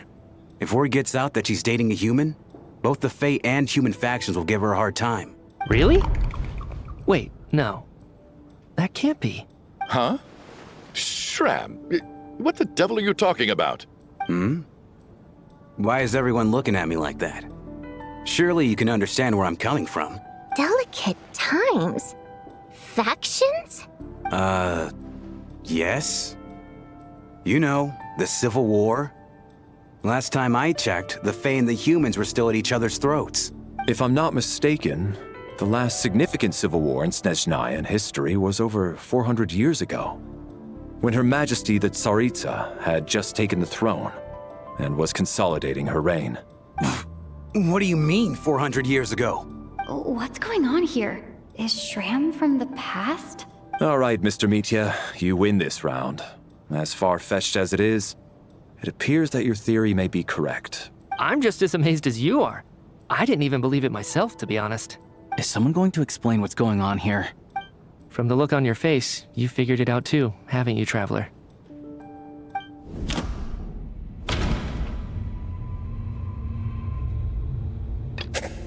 That seems to be the case. Shram's the extra person, but there's no way of learning his identity from this clue.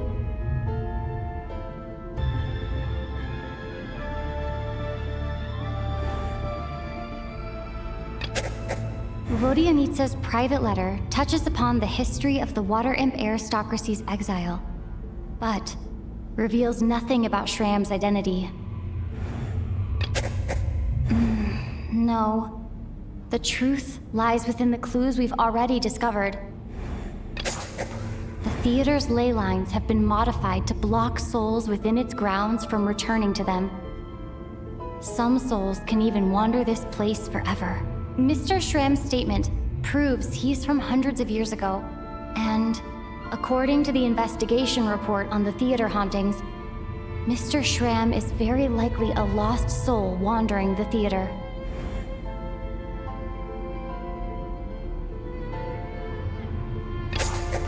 For some unknown reason, the soul that has been wandering the theater due to the leyline issues has joined our group and blended in. Yeah, that must be the immediate reason why the ticket count doesn't match the number of people present.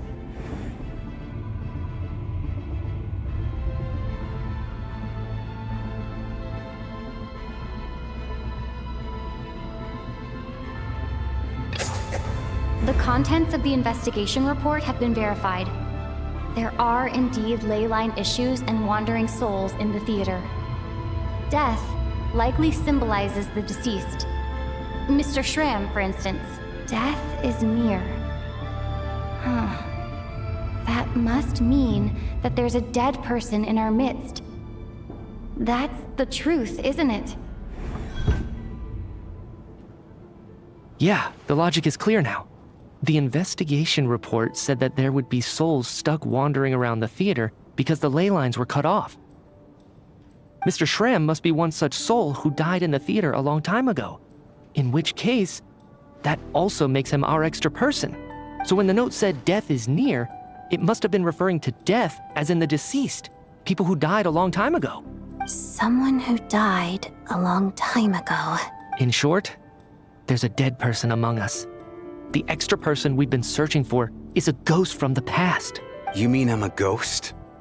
No. Don't make jokes like that, my man. There must be some mistake. But even if I was dead, I know for a fact I didn't kill anyone these past 2 nights. Yeah. Even if all that's true, the report also said the souls inside the theater can't affect reality, right? They're harmless. Then what if the problem isn't the souls at all, but the ley lines themselves? The ley lines have a powerful ability to attract and devour souls. Let's say that the ley lines are like a black hole, constantly seeking to engulf souls. But the souls that don't want to return are trying to avoid being sucked in. Why does this analogy sound so familiar? What happens when the black hole can't achieve its goal? I'm only speculating here, but what if it ended up swallowing innocent souls by mistake? Or intentionally taking other souls to compensate? That could explain why we weren't able to determine a cause of death. If you're right, and their souls were devoured by the ley lines, it does make some sense. It does seem to explain a lot of the things we couldn't make sense of. Does that mean it's true? Except there's no concrete evidence. Mitya is relying on a lot of logical leaps. Still, it seems like the best explanation we have under the circumstances. All right, so how could Schramm not know that he's dead? Seems a little unlikely that he hasn't noticed anything unusual even after several days interacting with us. On the contrary, it's perfectly normal for a soul to wander the theater for centuries without questioning their existence or reason for being there. It's simply what's natural for them.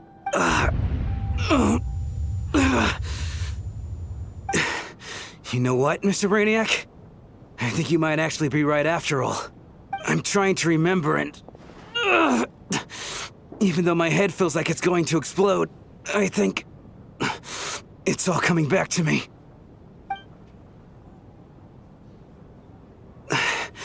I was the one who didn't want to remember my own death, so I forced myself to forget. Well, I'm sure those are painful memories. My lady and I snuck out to go on a date one day. We bought tickets for the theater. It wasn't really my thing, but I was just happy to be together. All of a sudden, a group of people burst into the theater, shouting for all the water imps to get out, performers and audience members included. It was clear the conflict between humans and Fae had reached a boiling point. This time, the extremists were even coming after the water imps who had nothing to do with the war. I thought I could pull one over on them, so I took off my jacket, draped it over my lady, and tried to sneak out amid the chaos. But I got caught. They started shouting, calling me a traitor to humanity. But I was going to do whatever it took to buy her a chance to escape. No matter how many people stood in my way. I had to, both as their bodyguard and out of love. It's all right, friend. You can stop there if you want. You don't need to dig all that up again. It's just... even now, I'm still struggling to accept the truth. How could I be dead? I'm sorry, everyone. If I'd known I was a dead man walking, I wouldn't have dragged you down with me. If I'm the cause of all this death, then punish me however you see fit. But, Mr. Schramm... No. I refuse to be a burden. I know what I have to do. You said I've been wandering the theater for centuries, right?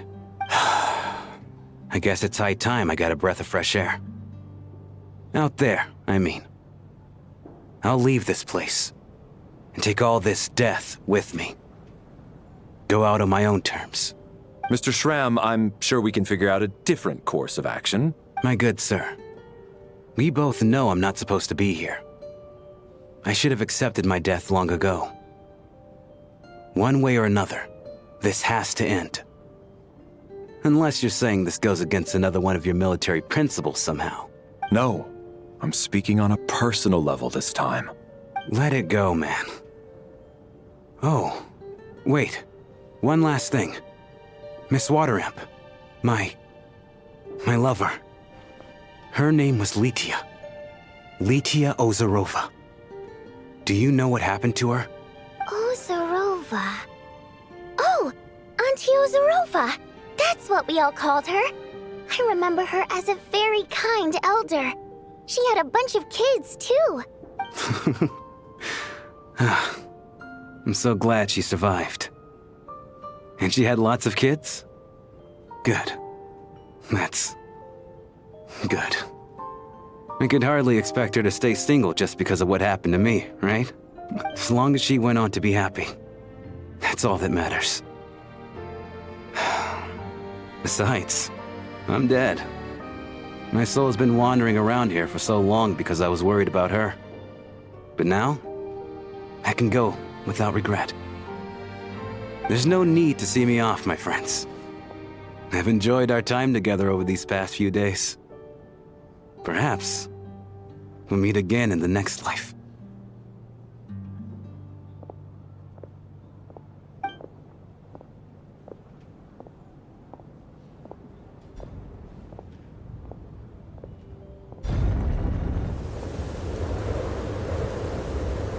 Take care, my man.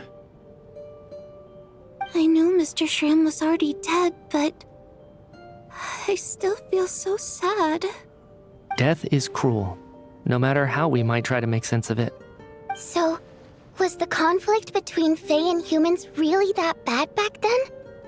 I was only little, so I don't remember much. It's terrible to think that so many innocent people had their lives turned upside down. Even the historical records about that time period don't say much about it. All people know is that the Tsaritsa founded the Fatui, drove out most of the Fae aristocracy without explanation, then used her terrifying power to suppress the humans. It seems to me like the Tsaritsa chose to make herself the enemy. She downplayed the conflict, directing whatever animosity both sides had for each other at herself instead. That's also why, despite how brutal the conflict was at the time, there hasn't been much lingering tension between humans and Fae since. Things have been fairly harmonious for the past few centuries. So, the Tsaritsa banished the Fae to protect the Fae living in the city? She offered herself up to be hated in exchange for peace. Maybe it's not quite as bad as it sounds. I don't think Her Majesty is too concerned if mortals hate her or not. And besides, there are very few who truly do. All this time, I had no idea. All right. If Mitya's theory is correct, then I think we can consider this matter settled. Let's all take a break.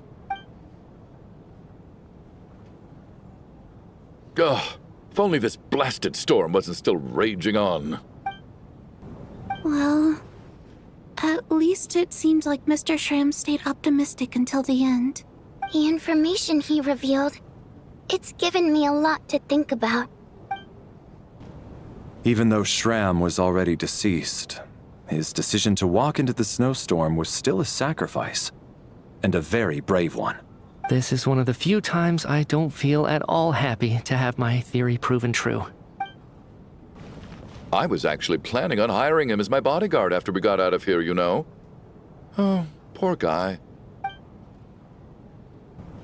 At least the lingering regret that kept him here has been put to rest.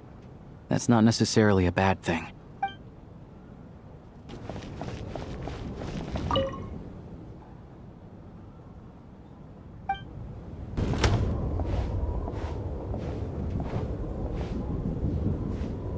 Looks like now we can just rest until the snowstorm stops. I still can't believe Schramm turned out to be a ghost who'd been in the theater for hundreds of years. To think he was dead this whole time. What a strange turn of events. Knock knock.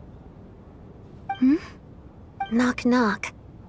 You know the door isn't closed, right? You don't have to knock. Think of it as a signal then.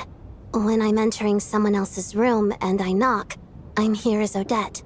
If I don't knock, it's Lelik. Thanks. So, why did you come to find me? Is there something I can help with?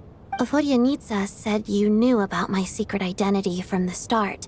But when everyone was discussing who Lelik could be, you were worried that revealing what you knew would be unfair to me, so you kept it to yourself, right? Yes, I'm extremely grateful for that. It's nothing. I mean, you didn't hold what happened with Senora against me, so I should thank you for that as well. Actually, there's something else as well. I found myself in a situation similar to the one you were in when you helped conceal my identity, so I thought I'd come and ask you for advice. It's about Mitya. Before all of this, the last time I saw him, he was dead.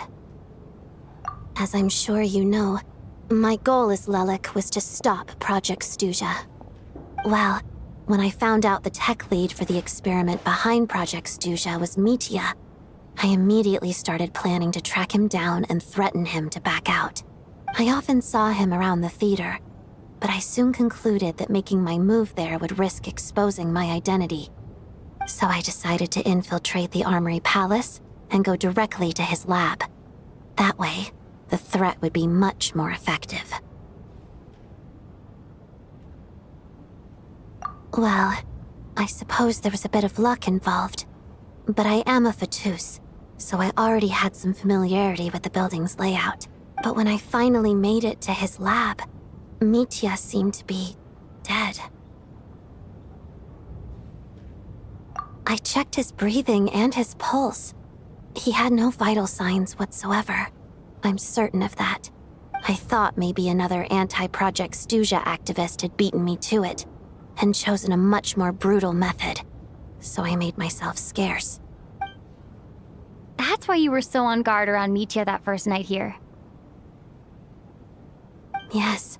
When I saw him sitting in the audience during the performance, I could barely contain the shock. To me, it was a miracle. Somehow, he'd come back from the dead. But then, the murder started happening and things got so complicated that it wasn't really at the front of my mind. That is, until Mitya himself said there must be a dead person among us. Then I couldn't ignore it any longer. And yet, you thought that bringing it up right away would single Mitya out, just like when everyone was suspecting Lelik. Exactly. I thought there could be something I was missing. Besides, we soon figured out that Mr. Schramm was a ghost, and we knew there was only one extra person, so we thought he had to be the one. But now it seems like there's another candidate. I understand why you kept it to yourself. There was so much information being thrown around during that discussion. Bringing up Mitya would have just introduced more confusion. So, what do you think we should do? Let me confirm one thing first. When was it that you found Mitya dead? Around a week ago. Sometime in the afternoon. A week ago? That's earlier than I thought. I saw him just a few days ago at a restaurant. That definitely would have been after you found him dead. He seemed completely normal to me. Chatting with Vodyanitsa, trying to avoid Valeri. So he was definitely alive on that day. Huh. Well, all I can say is I know what I saw. Here's a thought. The reason we even suspected a dead person could be among us was because of the problem with the theater's ley lines. But Mitya's death happened inside the Armory Palace. The ley line issue affecting the theater shouldn't reach that far. You're right. I guess he doesn't fit the profile of the person we were searching for. I think the chances of it being him are very low. Surely he can't have died for real in the Armory Palace.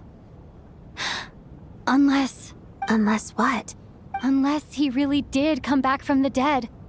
You're right. Do you think we need to disclose this to the others? Huh, what's this? A private meet and greet? Where do I line up? That's not what's going on here. Well, I was just making the rounds. Thought I'd try to lighten the mood a bit. Vodyanitsa's handing out food if you're hungry.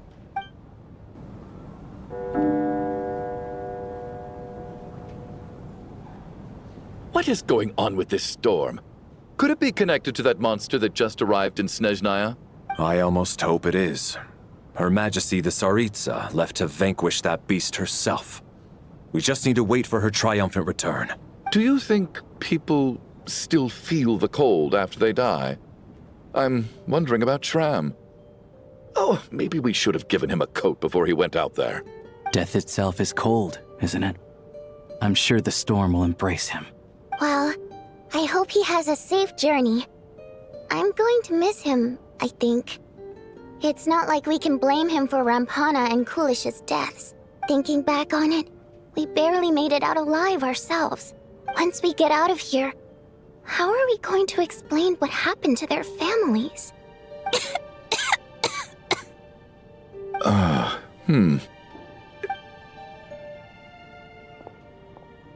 Are you okay? Here, take this. I've never used it. Thanks. Look who's Mr. Nice Guy all of a sudden. Is it because Tonya stood up for you this morning? At least you know how to return a favor.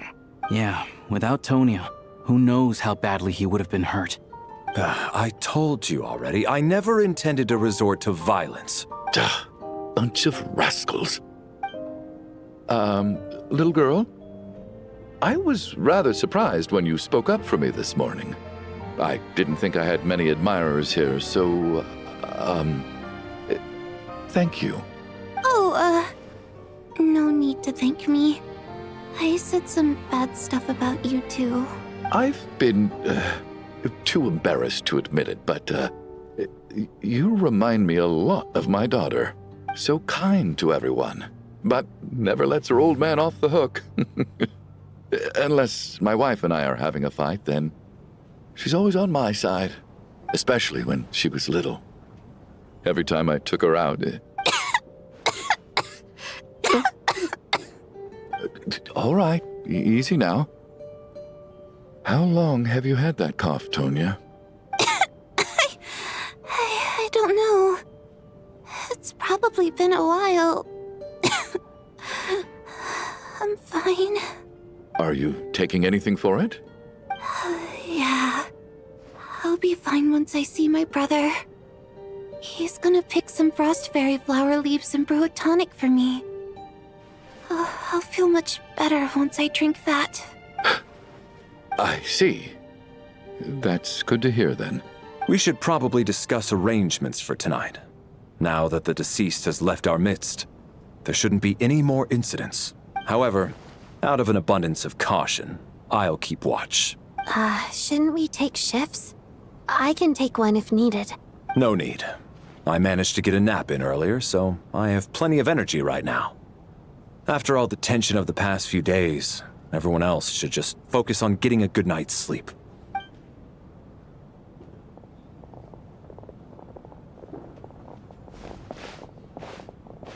What a long day. This whole situation turned out to be way more complicated than I expected. But Valeri's right. I should just try to calm down and get some rest. The last thing I want is to give myself nightmares.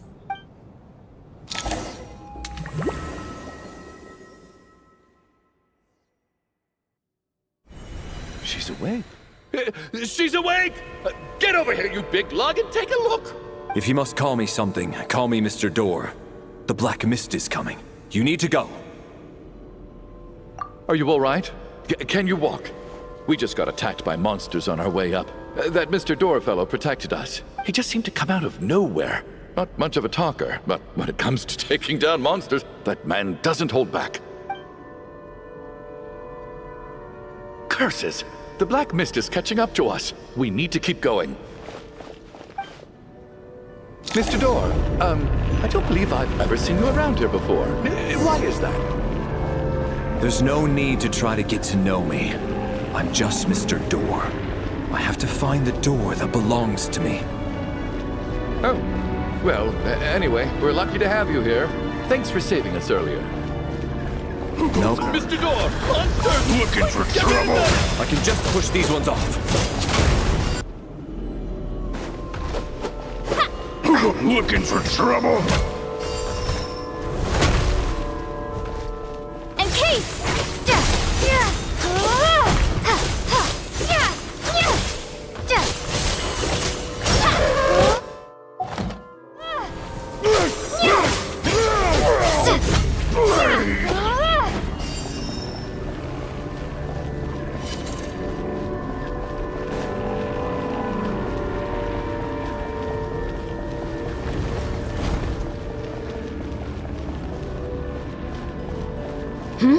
Halt! So we're doing this the hard way. Snowstorm! Fighting frog! Remarkable work, Mr. Door. If I had your muscles, I'd do the same.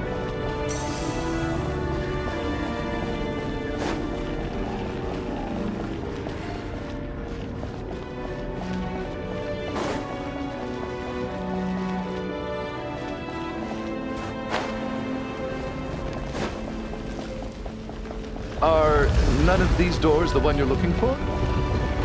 No.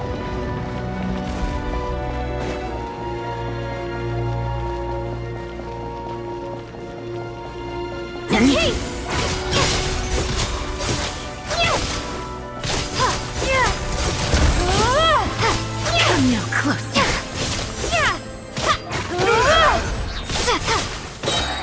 Condense!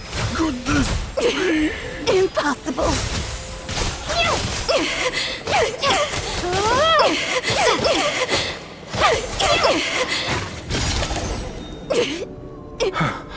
I'm so exhausted. And the black mist is still rising. Oh. Wait, look! There's more monsters down there. Are they coming from within the black mist? No! They're gaining on us! Quick, keep going, or they'll be at our heels any second!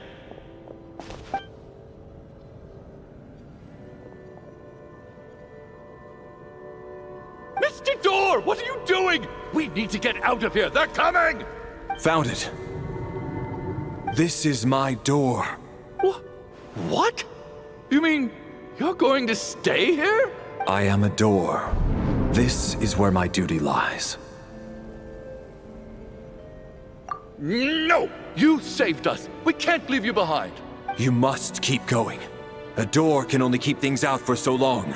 You must make haste. Oh, you're right. Let's go. We can't let Mr. Door's sacrifice be in vain.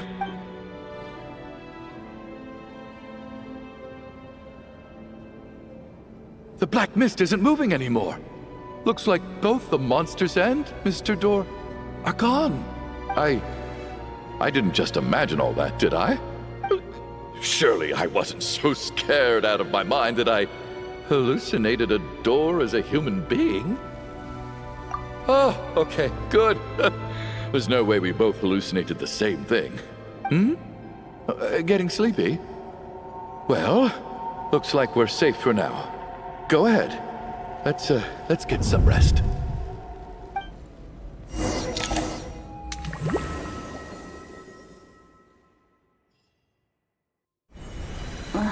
What time is it? Is it morning? I think I had a nightmare. Oh, I guess everyone's still asleep.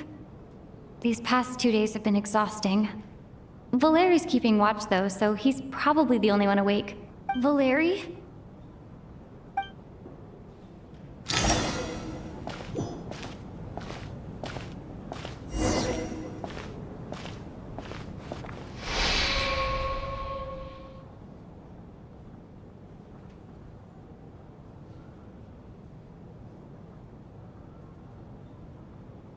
Wake up! Everyone needs to wake up!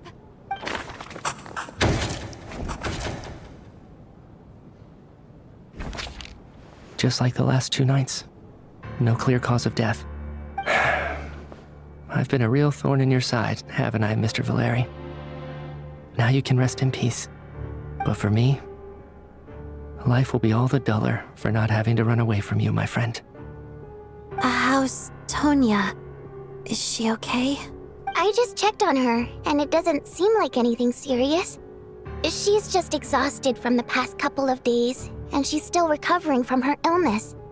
We should let her sleep a bit longer. That means Valeri was the only one who died last night.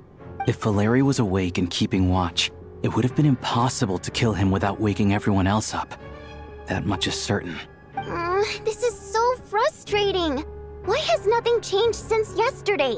I thought we already dealt with the dead person causing all this. Actually, one thing has changed. There's only one victim this time, not two. Does that mean...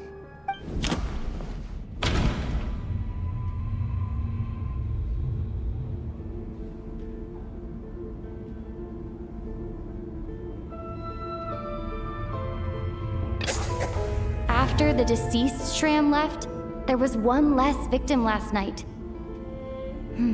That more or less tracks. It's a reasonable conclusion, considering the only variable that changed. Oh, the number of people who die each night is equivalent to the number of dead among us. That's your theory, right? Exactly. We identified Mr. Shram, and the night after he left, the death toll dropped from 2 to 1. By that logic, there must be one more dead person left among us. Another one? But there was only one person unaccounted for in the ticket checks, right? The head count should match up now.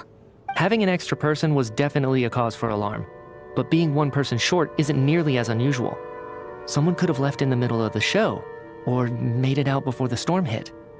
One more dead person among us. If Mitya's theory is right, then what Odette told me seems a lot more relevant. It's just, at the time, we had no reason to think there was more than one dead person. If only we'd taken it more seriously as a possibility, maybe this could have been avoided. I'm sorry. This is my fault. I had information that could have been helpful, but I held back. I should have brought it up right away. I'm partly to blame as well. I was too quick to dismiss Odette's concerns. What is this about? What have you two been getting up to behind my back? Sounds like there's some big news you've been keeping from the rest of us. Well, we're all ears.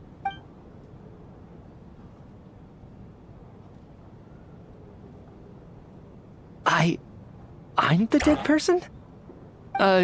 Wow, that's certainly news to me.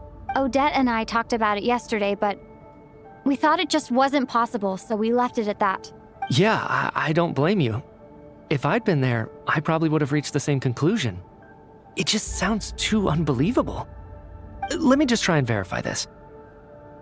I just scoured my memories trying to think back to the afternoon Miss Odette mentioned, but I honestly have no recollection of dying. That's where I'm different than Mr. Shram. Having seen Mr. Mitya a few days ago myself, I also find it hard to believe he could be the other dead person among us. Well, if it isn't Mitya, then who? Do we vote on it? If you don't mind me asking, Traveler, I believe you mentioned that you know Tonya's brother. Had you ever met her before all this? No, never. Wait, are you saying... Now just 1 minute. I know where this is going. You can't just randomly point a finger at anyone you want. You're in the hot seat, and all of a sudden you want to divert our suspicions onto somebody else? Trying to pick a fight, Mr. Chuganov? Whenever you open your mouth, all you do is attack people, and I've had enough of it. If you don't want to engage in a civil discussion, you can shut up. You little brat! Did Mitya ask about Tonya because he suspects her? I suppose I only identified her by age and nothing else. Could that mean... I'm just saying, you're going around casting suspicion on people for no reason. How could Tonya be dead? I can vouch for her if nothing else. I've seen her before. She's the sister of that Harbinger, isn't she? The one called Child. Oh, really? You're telling the truth? Since being here, I don't think I ever mentioned she was Child's sister specifically. Does Chuganov actually know her? If Chuganov can vouch for her, then it can't be Tonya either. In which case, it seems unlikely that there's another dead person among us at all. Miss Odette, could you go over that afternoon with me one more time, when you found me dead? No problem.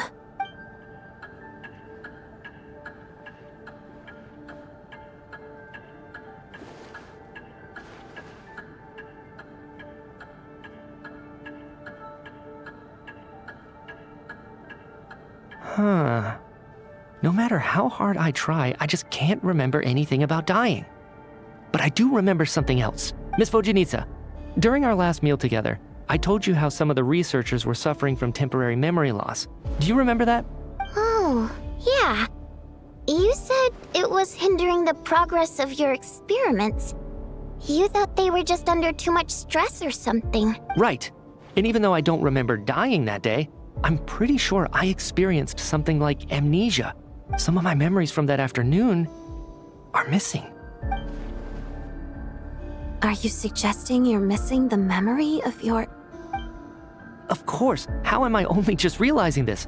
Humans aren't necessarily aware of their own death.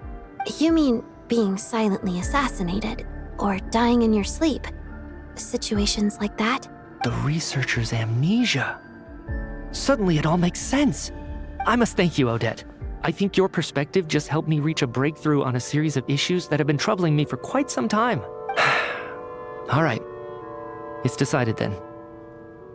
I'll be the one to leave today. Oh, leave? Hey, wait a minute. Aren't you rushing into this? What if you're wrong? You'll pay with your life. Come on, kid. Aren't you gonna fight for your life? This seems like a rash decision. I have other reasons beyond what's been discussed. In fact, thinking back, I remember during Miss Odette's performance, while I was sitting in the audience stalls, a brilliant new idea for my research popped into my mind. But then, my train of thought suddenly cut off. I can't remember it now at all, and I didn't take any notes. I guess that must be another instance of temporary amnesia. No. Hold on. I see where you're going with this. You're suggesting that each instance of temporary amnesia is a death, right? There's a glaringly obvious flaw in that idea, no? How can one person die so many times? I believe Miss Odette's account. During the period where my memory is blank, I must have been either dead or in a similar state. All it would take is for the same thing to happen in the theater, and I would come under the effect of the ley lines in this vicinity. This increases the likelihood of me being the deceased, does it not? But... There's no evidence to suggest that anyone other than me is a candidate for the deceased. So allow me, as a scientist, to treat this as an experiment. Please relax, everyone.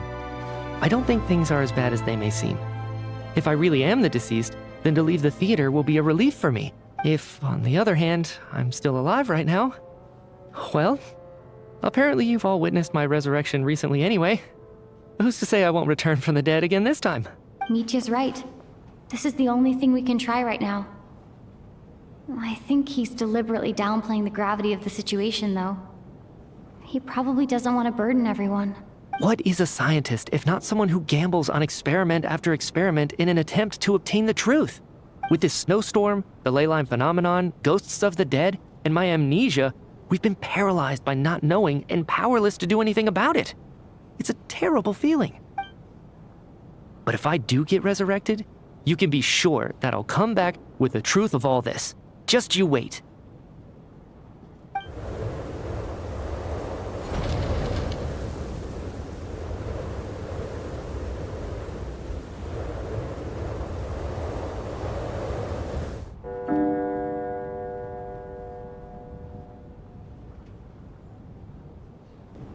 Poor Mr. Mitya. I didn't even get to see him one last time. Maybe it's a good thing that you weren't there to see it. It was a hard thing to watch. I hate goodbyes. Why does it feel like everyone around me is slowly disappearing?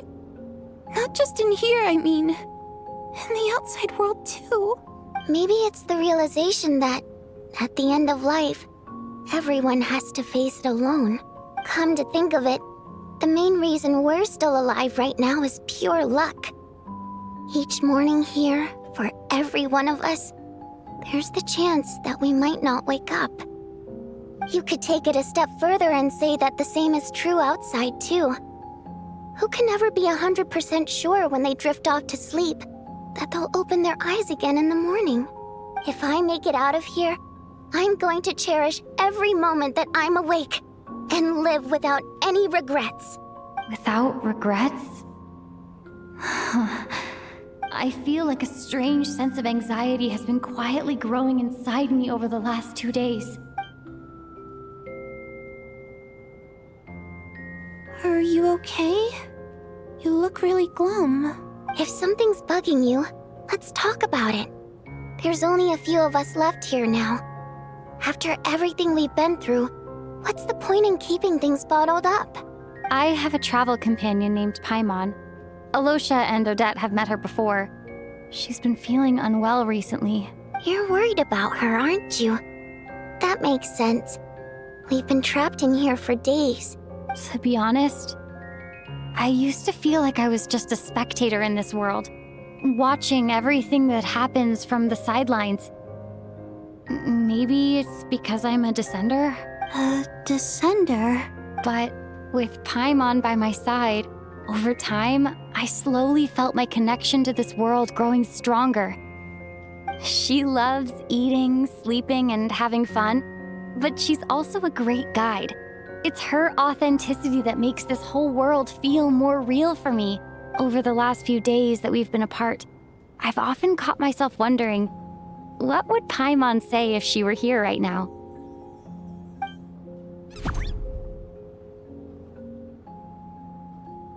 But by the time I snap out of it, the conversation has already moved on and I'm still in my own little world.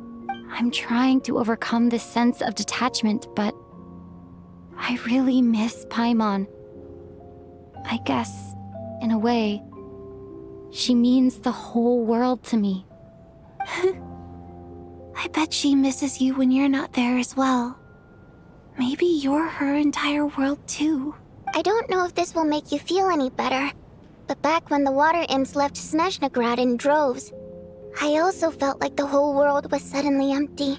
I could be surrounded by people all smiling and having fun, and still feel completely separate from it. So, I totally understand how you feel. Later on, I started to think, maybe accepting the fact that our loved ones won't always be with us is something that takes a lifetime. All we can do is cherish their companionship from moment to moment.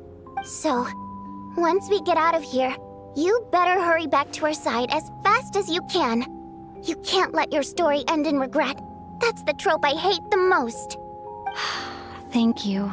That's exactly what I needed to hear. But Vodyanitsa, if you hate goodbyes too, why didn't you leave with your people? That's just the choice I made. I used to regret it, but I don't anymore. Like I said before, singing is a water imp's primary mode of expression. It's how we convey our emotions. Our songs have echoed through this theater for hundreds of years, each one a story pieced together through moments of joy and sorrow. But does a story exist without someone to read it? To me, the answer is no. So I made the choice to stay. That way, there would still be someone left to sing these songs and listen to their stories. Otherwise, they could have been lost forever. Could you teach me how to understand your people's songs sometime? I want to be able to truly hear them, like Mr. Shram. A fan after my own heart. Thank you, Tonya. How about I sing something for you, and you tell me what you hear? Okay, I'll do my best.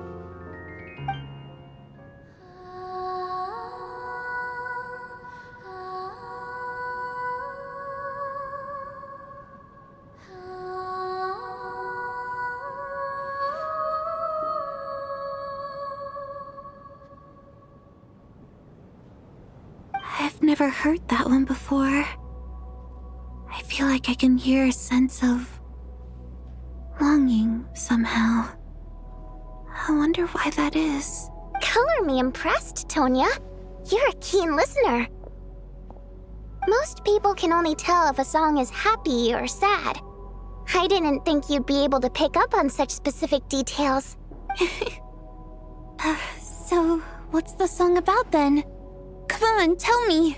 I've actually never performed this song in the theater before, because it has more of a ceremonial purpose for our people. It's not meant for the stage.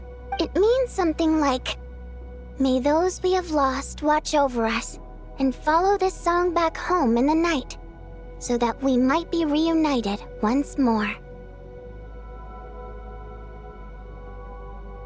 No wonder I could hear that sense of longing. You sing it for loved ones who have passed away.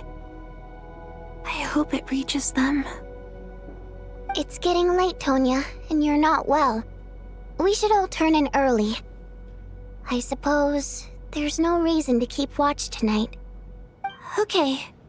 But, before I go to bed, could you sing that song a couple more times for me, Vodyanitsa? Of course. Anything for my #1 fan.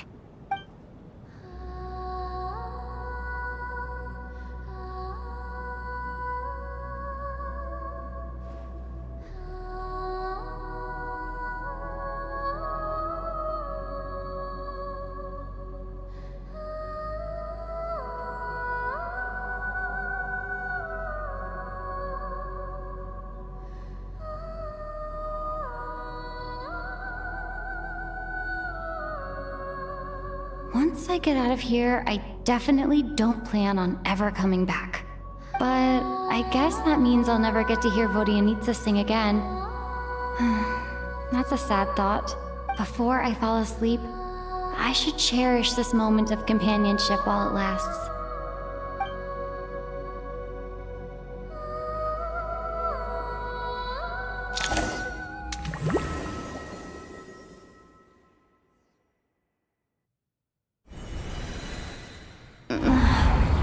Where am I? It's so dark in here, and I feel kind of dizzy. Am I alone? Huh? What was that noise?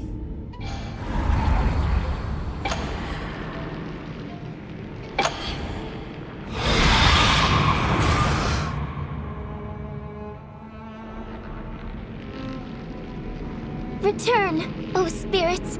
Fulfill your oath of protection.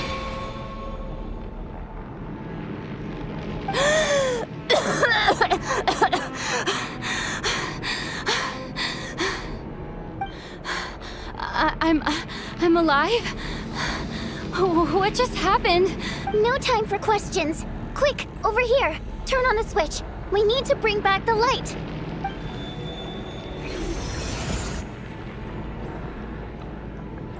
All right, we're safe.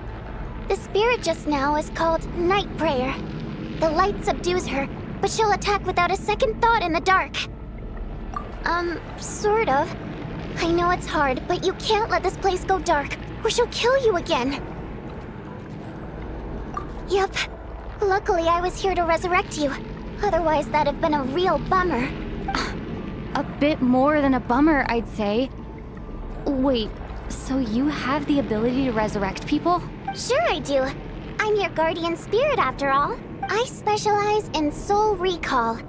Oh, it's nice to meet you, by the way. Thanks. It's nice to meet you too. All right, there's no time to waste. The black mist is already catching up. We need to avoid it at Night Prayer at all costs. Come on, let's go. We need to reach the next switch before the place gets too dark. If we bring the light back, Night Prayer won't be able to get to us. Sweet, sweet light! It's back! Now that's a sight for sore eyes. Shh!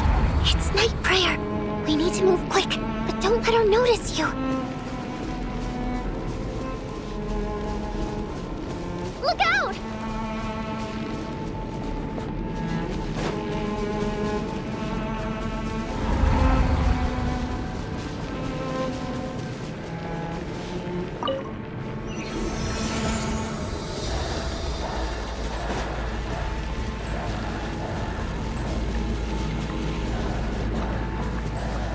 The next switch is over there.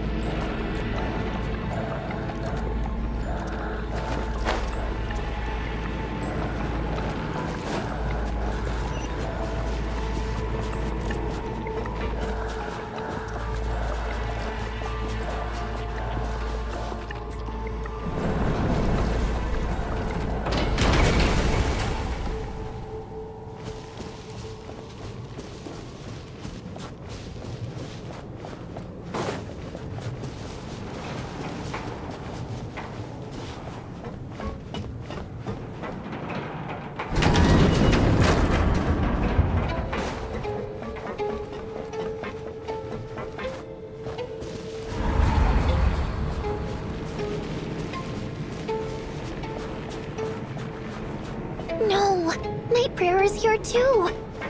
This can't be the only path. Let's head up there and take a look. The switch is just up ahead. Hurry!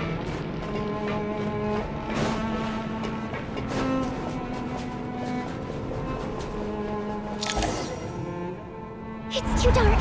We're not gonna make it. Come on, faster!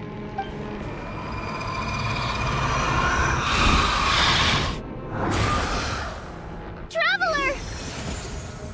I won't let you die like this. Not on my watch.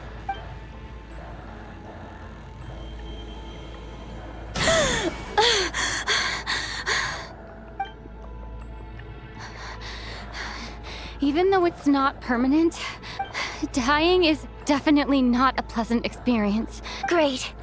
You're back. Yeah, thanks to you. Time for you to get out of here. Quick, before the light runs out. What about you?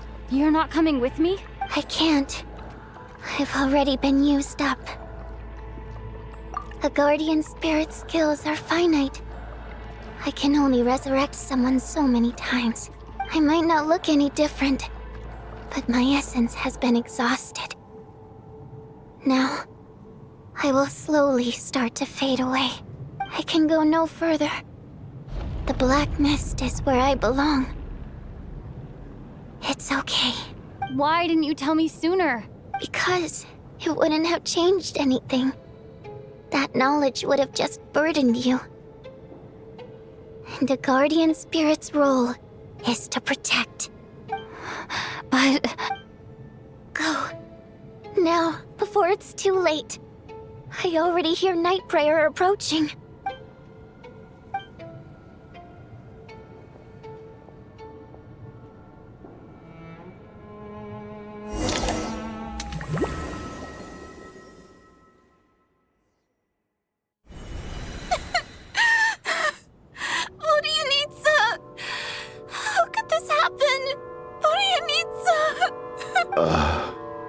Well, I guess there's no need to inspect the body.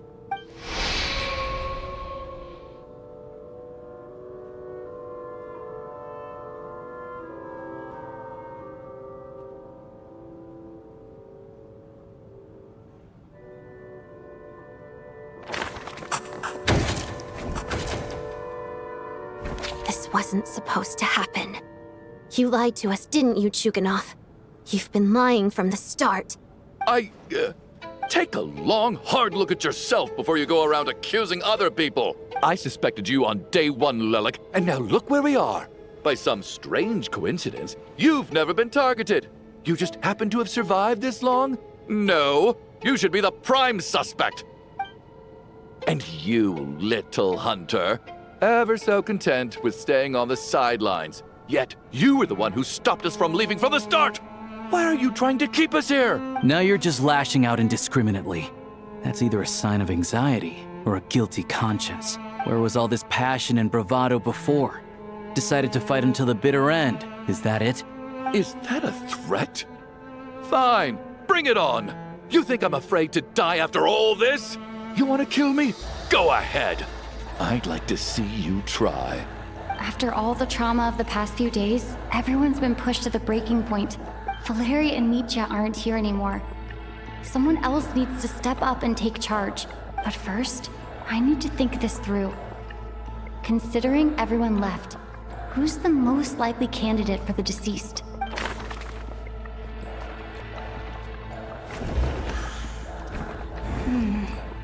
My memories are perfectly coherent.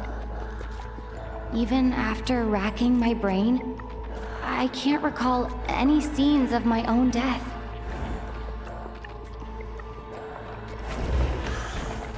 Of those who remain, the only person we've never met before is Tonya. There is room to doubt her true identity.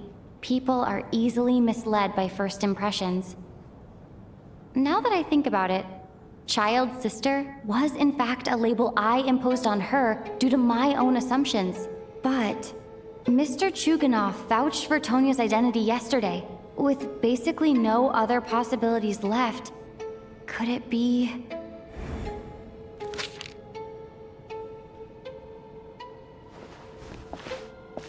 Tonya. How's Tusser been lately? Tusser? Your brother Ajax must have mentioned me in his letters home, right? Did he say anything about a blonde traveler? No. And my brother's name is Razik, not Ajax. Chuganov, looks like it's your turn to do some explaining. Yesterday you said you could vouch for Tonya. Why did you give us a false testimony? I knew you were behind this, Chuganov. You've been lying through your teeth from the start. Everything about you is fake. Down to the wife and daughter you're always talking about. Your entire family man persona is a charade, isn't it? That night, when I infiltrated your place as Lelik, I noticed you were home alone. Didn't think much of it at the time. Just thought everyone else was out. But thinking back on it now, that doesn't seem very likely. My guess is, you live alone, don't you? Even that was a lie? But why would he lie about having a family? Oh, curses! Oh, why is there no end to this blasted snowstorm? If it would just stop! If it would just stop. I think I remember now. I know how I ended up here. It feels like a distant memory. But at the same time, it's just like it was yesterday. The reason I'm always coughing is because I got sick with frostbite. The locals usually call it the snow cough. It's not a very common illness. It's partly genetic and partly caused by the cold climate, but it can be fatal. They sent me to the hospital as soon as they found out I had it, and I spent so long lying there in that hospital bed. After a while, I felt myself growing weaker and weaker. Nothing seemed to be working anymore.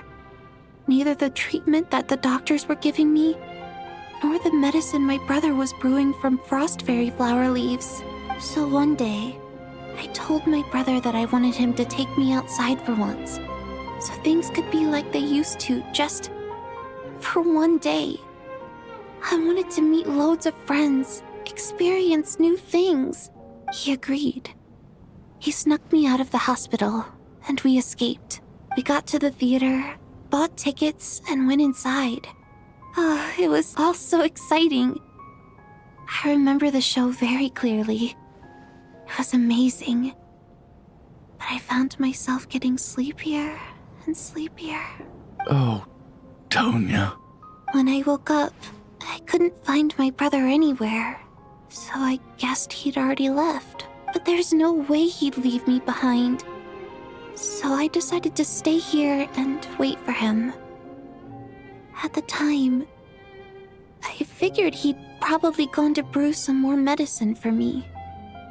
I was planning to chew him out for abandoning me when he got back. Tonya, it sounds like by then you'd already... Yeah, I know. I understand now. Dead, aren't I?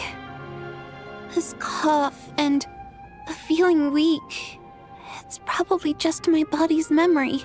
After all of that, it turns out I can't blame my brother after all.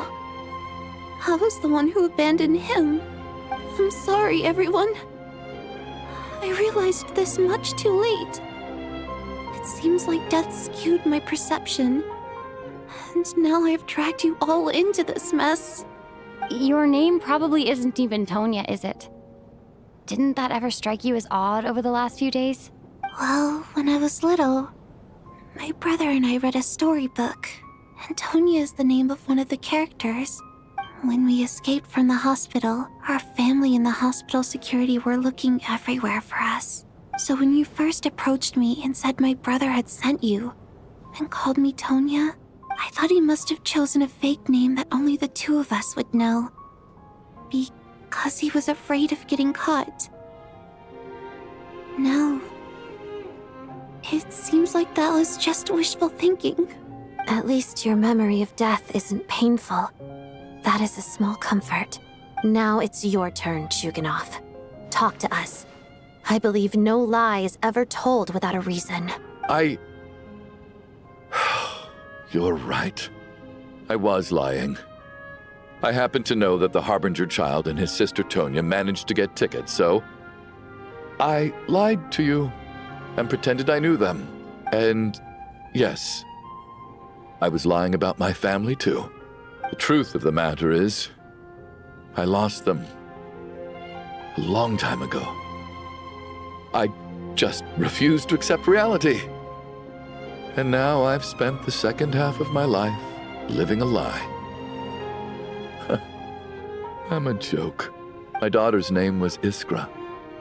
And before you ask, yes, Iskra, as in Iskra Manufacturing Plant. She also died from the snow cough. She was just 6 years old. If she were still alive today, she'd be around the same age as little Tonya here, after Iskra passed. My wife couldn't bear to face those memories either. So she chose to start a new life, without me. One day when I came home from work and saw the empty room, I felt like I couldn't breathe. Subconsciously, I started to imagine that they were still there. I soon discovered that this was the only thing that made me feel any better, so I just embraced the delusion. Nothing more than a pathetic means of escapism, I know. But at least it's not a crime. So explain your false testimony then. The night before last, when I was chatting with Tonya, she mentioned that her brother would brew medicine for her from frost fairy flower leaves. Combined with her various symptoms, I suddenly understood everything, including the fact that she was deceased. The snow cough used to be an incurable illness. I would pick frost fairy flower leaves to brew medicine for Iskra too. It took hours and hours on the stove. But the year after my daughter passed away, the jester of the Fatui announced that a cure for frost blight, also known as the snow cough, had finally been developed. It turned out that all previous treatments were completely ineffective. No better than random concoctions. That was the final straw for me. I just couldn't take it anymore. Just one more year. One more year, and everything would have been okay. So, more than anyone, I know full well that in this day and age, no one in their right mind would still be using frost flower leaves to brew medicine for the snow cough. Poor Miss Tonya, therefore, had to have been from an era when snow cough was still a terminal illness. So, you projected your daughter onto her?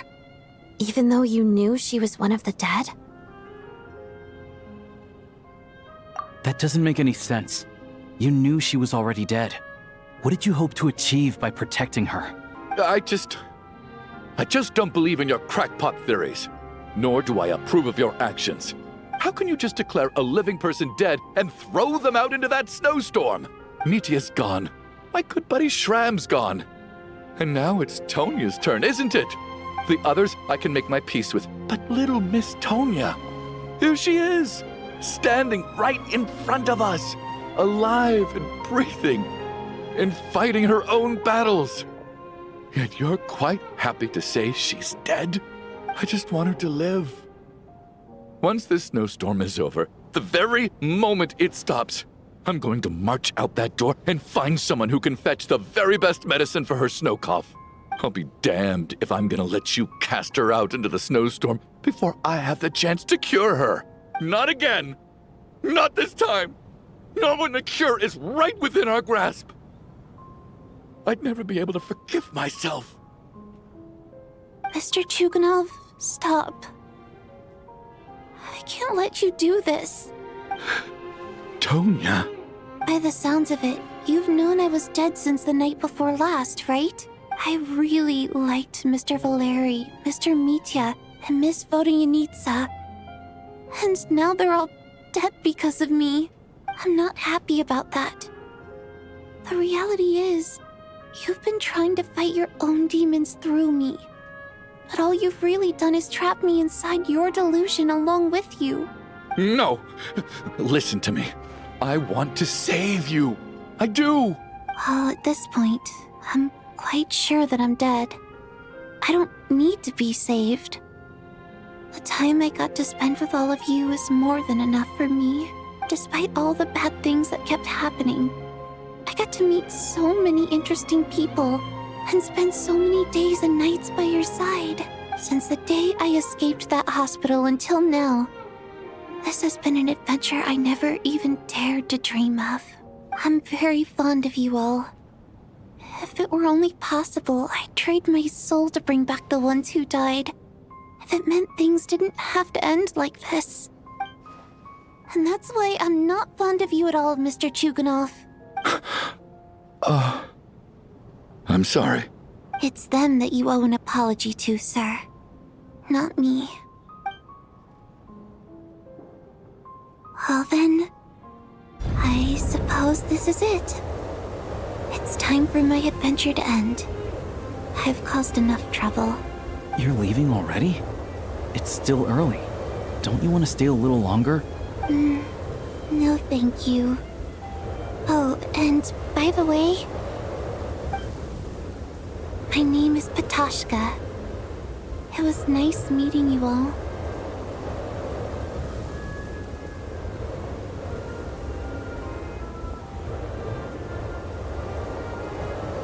Feels strange that we're only being properly introduced now that it's time to say goodbye. Ptashka.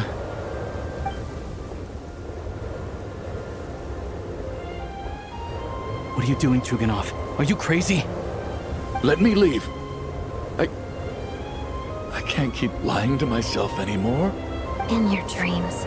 Don't think you're getting off that easy when you had a hand in the deaths of so many people. The Fatui have honed quite an array of enhanced interrogation techniques since they were founded. Once we're out of here, Lelik will personally give you a taste of every last one.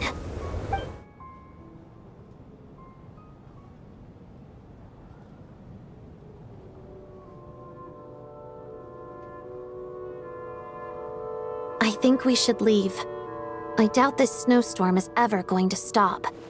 For all we know, this storm might have destroyed all of Snezhnaya by now. Maybe even the whole world. Wait, we finally solved the mystery of the haunted theater today. Maybe let's at least try to enjoy tonight? Fair enough.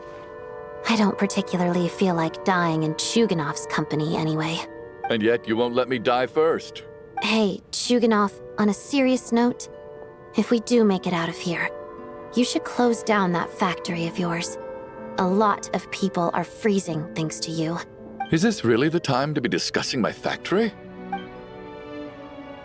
All right, fine. I'll shut it down. Doesn't matter to me anymore. Am I hearing things? Or was that a knock at the door? There it is again. But I don't understand. The snowstorm hasn't stopped, has it? Should we open the door? Is this it? Is this nightmare finally over?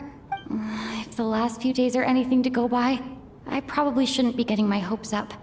Whatever lies beyond that door at this moment, it could be something even more terrifying than everything we've been through so far.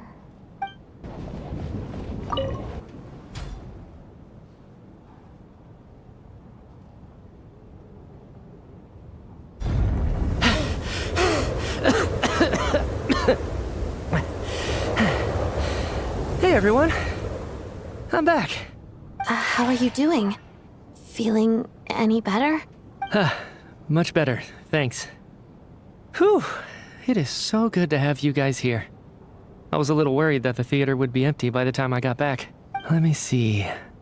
Tonya and Vodyanitsa are missing, which means Vodyanitsa died last night. And then you discovered that Tonya was the other dead person. Am I right? Not Tonya. Ptashka. First, tell us how you made it back here.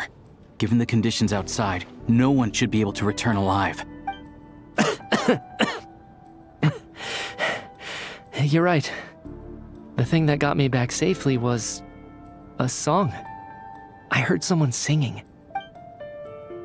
After walking into the snowstorm, my mind grew hazy. I don't know how long I walked through the storm before my mind completely slipped away. Then, suddenly, I heard the sound of singing. The voice instantly brought me back to my senses, and I regained consciousness. So I followed the voice, searching for the source of the singing. I searched and searched, until finally, just a few moments ago, there was the entrance to the theater, right in front of me. I've actually never performed this song in the theater before, because it has more of a ceremonial purpose for our people. It's not meant for the stage. It means something like, "May those we have lost watch over us, and follow this song back home in the night, so that we might be reunited once more." That must have been Vodyanitsa's Requiem.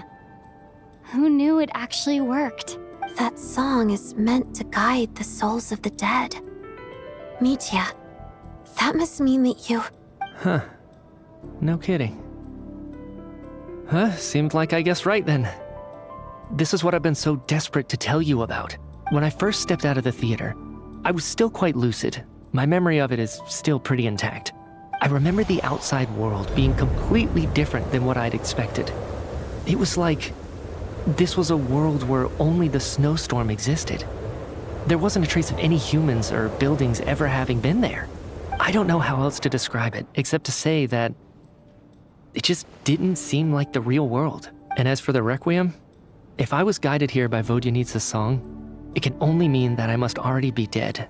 And this is my soul, not my body. But I didn't experience a clear moment of death while I was out there. Nor do I feel any different now than before I walked into the snowstorm. You don't seem any different to me either. In fact, this is something I've been wondering about for a while now. If souls aren't physical, shouldn't they lack tangible form? Both Shram and Ptashka were clearly deceased, and yet their souls didn't look or feel like ghosts at all. They were visible, tangible, no different than you or me. This raises a truly terrible thought. Is that really what Mitya is suggesting?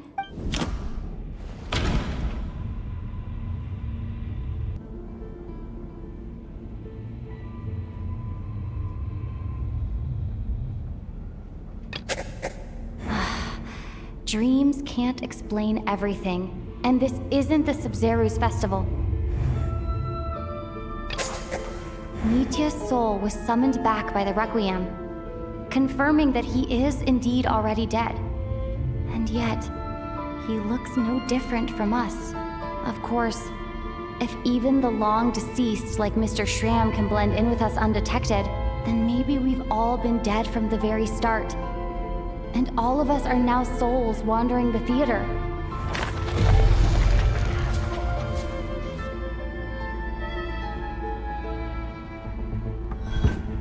Yes.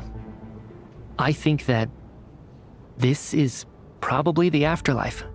What did you say?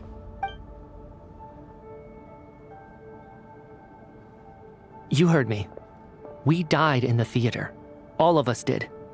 But due to an obstruction in the theater's ley lines, our souls are trapped here, while an endless, infinite snowstorm rages outside. It's ironic, really. All that time, we were working so hard to figure out who the deceased among us were, when the truth was, we were all deceased. The only difference being some of us died more recently than others. Do you remember that note, "Death is near"? Seems like we misunderstood what it meant after all. Death was nearer than we wanted to think all along. The note simply meant that all of us were already dead. So all our attempts to survive, our search for the deceased, it was all for nothing? Hard to say. At the very least, we hope 2 lost souls find clarity and go to where they belong. The presence of those 2 is probably what caused our souls to be drawn in by the ley lines. In which case, the deaths we've awoken to over the past few days were just souls returning to the ley lines for good. If what you're saying is true, doesn't that make us the lost souls now? Huh, no wonder. This afternoon, when I was moving Vodyanitsa's body, I noticed that the other bodies in the room hadn't decayed one bit after all these days. That's further proof that those aren't physical bodies at all, but merely our shells here in the afterlife. Am I really dead? This doesn't feel real to me at all. No, that's impossible. This cannot be how it all ends. I still find it hard to believe that all of us are dead. How exactly did we die in the real world? None of us have any memories of dying, right?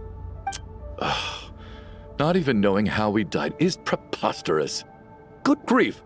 Surely there has to be some reason. Exactly.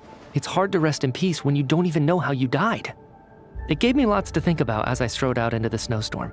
I racked my brains trying to remember the cause of my death, the exact moment I died, the root of all of this, right up until my consciousness faded. Wait. Hold on.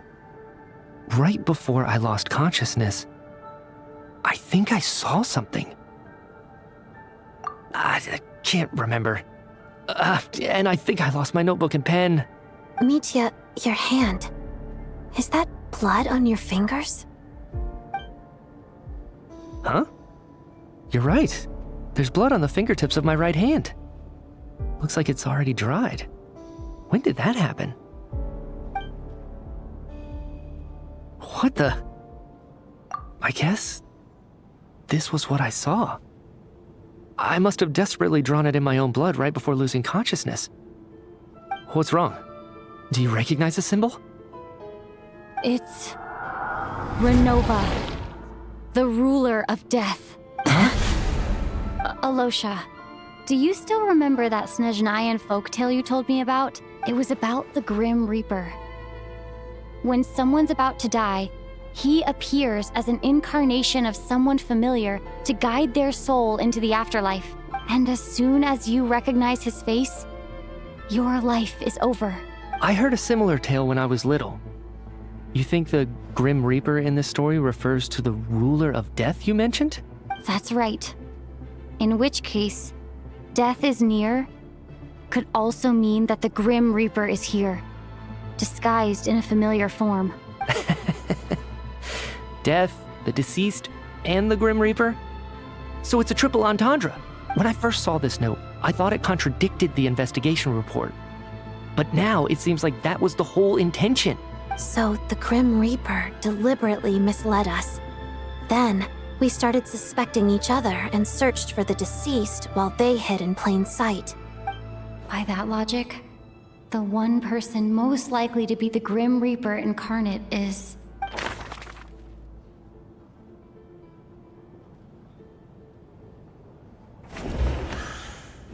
Identifying the Grim Reaper is a major decision to make. I should think it over carefully. Identifying the Grim...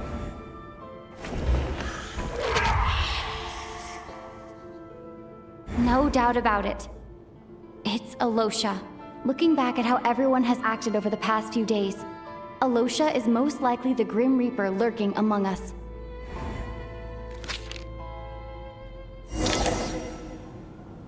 Is it you, Alosha? You were the first to discover the investigation report, and you had plenty of time to slip the note inside to mislead us. So? Surely you can't suspect me based on that alone. What if someone else found the investigation report first, slipped the note inside, and then put it back without telling anyone? There's no denying it. The note could easily have been slipped in much earlier than it was discovered. That's not all. I've also noticed that, although on the surface, Valeri, Mitya, and sometimes I were the ones taking charge of the situation, looking back now, even though you didn't say much, you were always subtly guiding everyone from the sidelines. What do you mean? You were the one who emphasized how dangerous it was outside and insisted we all stay here. It was also you who suggested that we all sleep in the same place. And earlier today, you tried to convince Ptashka to stay.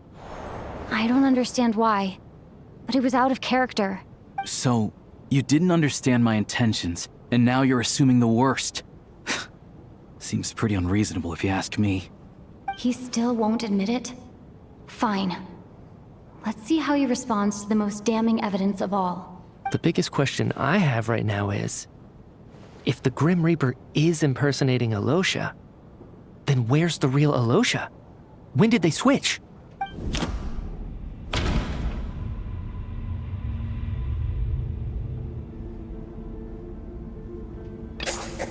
That's right. This was the moment. Right at the start, before any victims had even emerged, Alosha was switched with the Ruler of Death while everyone's guard was still down.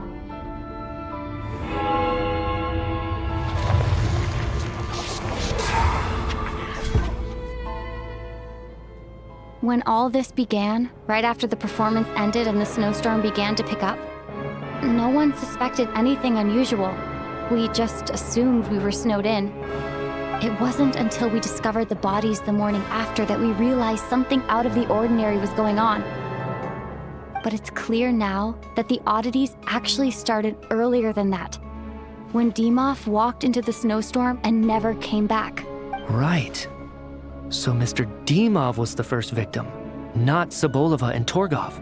And if we pinpoint that moment as the beginning of this incident, then one thing becomes clear. Alosha, you are the only person who walked into the snowstorm and came back without the help of Vojanitsa's Requiem. More precisely, Alosha never came back at all. The one who came back was the Grim Reaper. Not bad. Well, since you've backed me into a corner, I suppose there's no point in keeping up the act anymore. Alosha? You're the Grim Reaper? I am no such tired cliché. Mortals should address me as the Ruler of Death. Before being wiped out for good, you identified the two deceased, and even sensed my presence. A commendable achievement. Far beyond what I expected. I heard you can ferry souls. Those deaths each night. Were they your doing? Your initial conclusion was correct. Due to the existence of the two deceased, the ley lines yearned to reclaim those long-lost souls. Every night they devoured an equal number of souls to fill the void. This required no intervention from me. Though, of course, ferrying souls is indeed my authority. Here, take a look.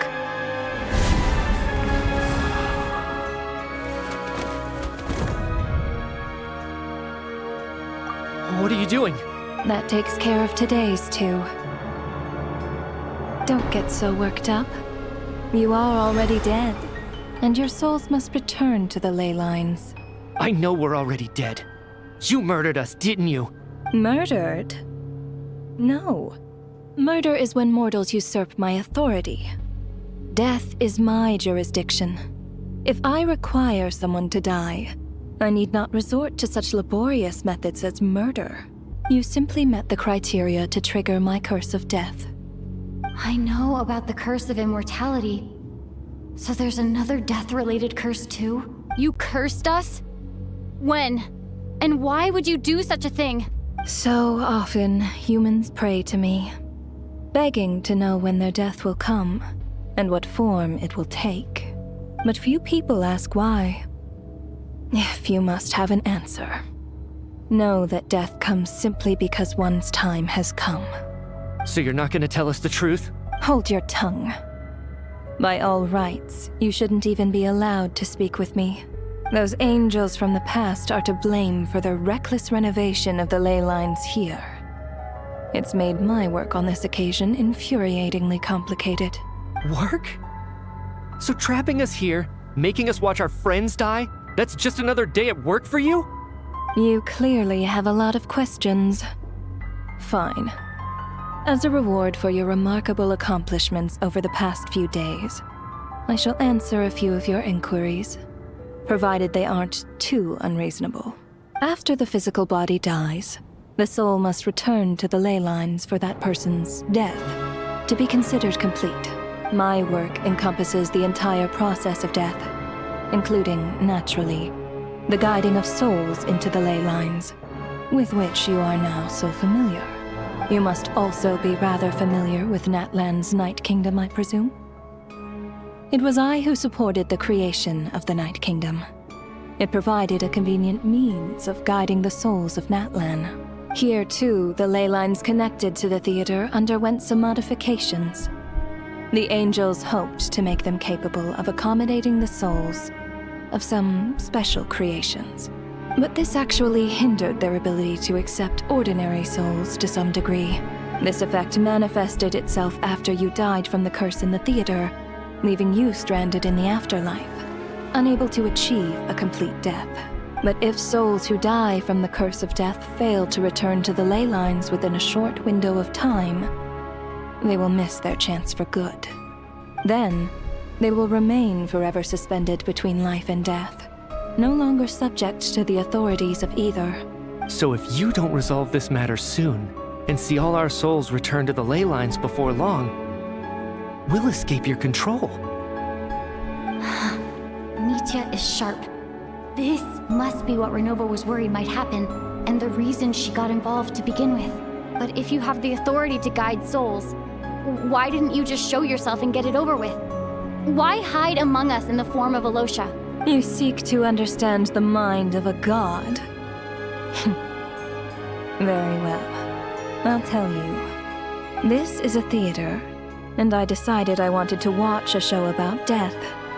That's why I encouraged you to take the events to the stage. I found myself getting quite immersed. I suppose the entertainment you provided makes up for all the trouble you've caused me by being so defiant in the face of death. There. Are you happy with my answer? Can't say I am. Really? But it fits the stereotypes you humans have about gods. Just moments ago, you were complaining about how infuriatingly complicated your work here has been. Work is work, I get it. There are times when it's a huge pain, but you just have to get it done, right? That's a rather unique perspective for a human. You are in fact correct. There is a pain point in this case. Due to the obstruction in the theater's ley lines, there is a hard limit on the number of souls they can receive each day, making it impossible for me to ferry all your souls at once. Revealing my identity too soon would inevitably have led to futile resistance, and there was a risk that any souls who chose to run would disappear. Then there was the issue of the 2 lost souls you called the deceased. The way you resolved that quandary was all part of my design. That's what I don't understand. If all of us were souls of the dead, what made their presence among us special? For centuries, they have refused to return to the ley lines, exploiting the issues created by the angel civilization to resist being drawn in.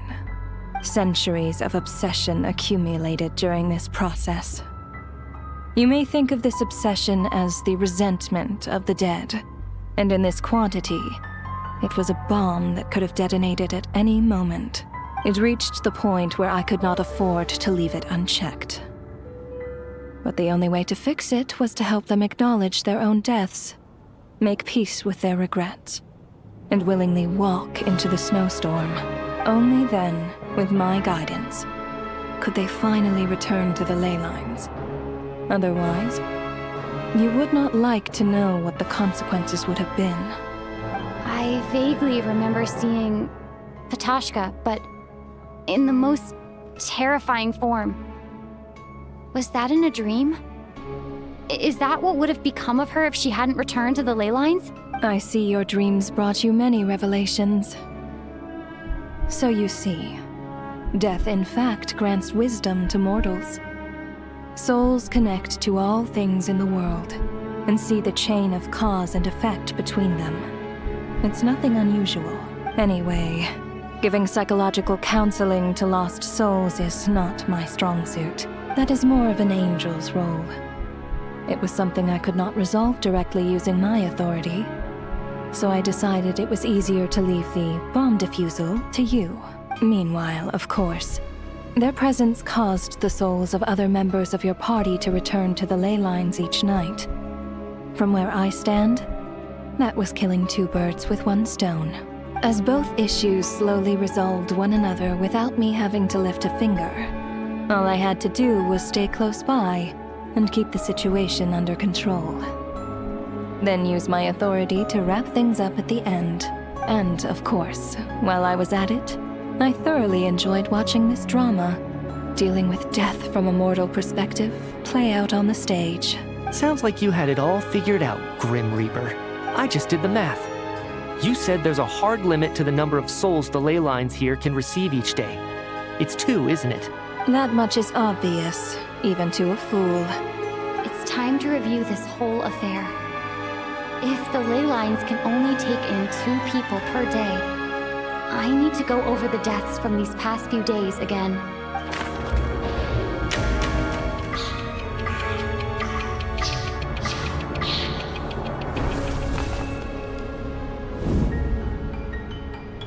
Looking back now, none of us had the faintest idea at the time.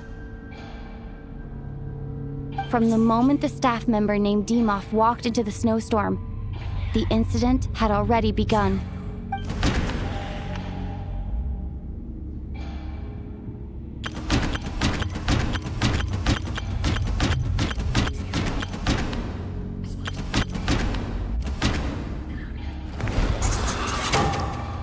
Alosha was the second to walk into the snowstorm after Dimov to investigate. During this process, the ruler of death assumed his identity, making him one of the victims.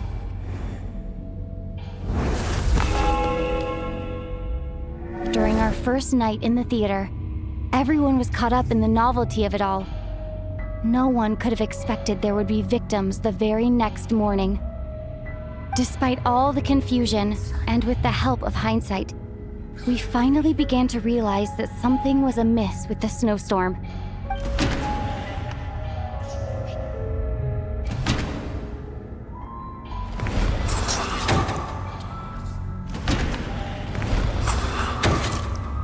The ley lines devoured Torgov and Sobolova on the first night. At the time, we thought this might be a murder case connected to Lelek.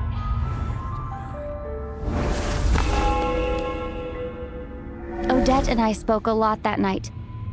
3 people were on watch, but in the morning, we discovered that someone had fallen victim all the same.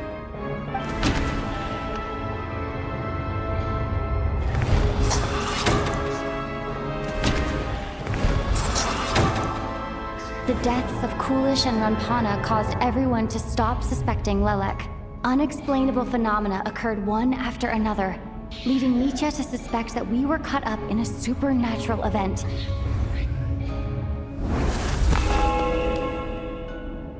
Later, we discovered that there seemed to be an extra person among us, and subsequently discovered the existence of the deceased.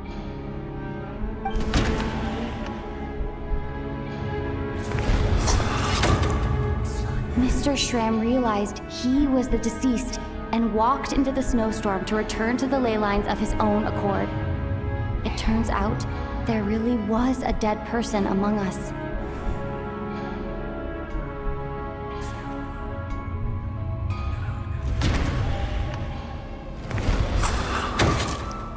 We thought it was all over, but Mr. Valeri's death was a rude awakening for everyone. Once again, the ley lines consumed him during the night. A lot happened today. Mr. Valeri's death led us to discover the connection between the number of deceased and the number of victims during the night.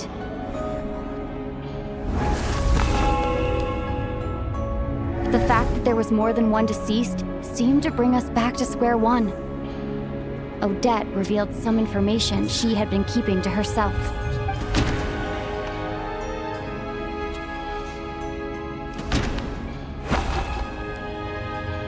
Although Mitya did indeed walk into the snowstorm that day, he returned from the ley lines with the help of Vodyanitsa's requiem. The void in the ley lines hasn't been filled. So, let's rule out Mitya for now.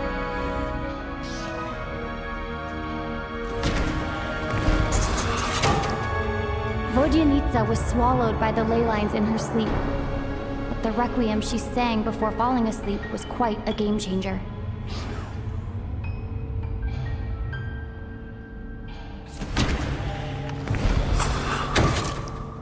As it happened, Ptashka filled the void left by Mitya's return from the ley lines by walking into the snowstorm this morning. The girl I thought was Child's sister, Tonya, turned out to be another of the theater's deceased. Come to think of it, Ptashka was about to walk into the snowstorm at that time, and Renova, unaware that Mitya would return, was concerned that her soul would overflow from the ley lines.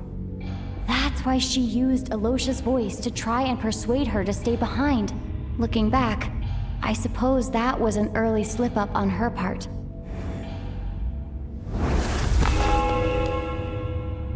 No one could have expected anyone who walked into the snowstorm to return. But just after nightfall, Mitya returned, bringing crucial information with him. Various truths began to surface, including that all of us were already dead, and that the ruler of death was here among us. Then, after revealing her true form, Renova callously claimed 2 souls.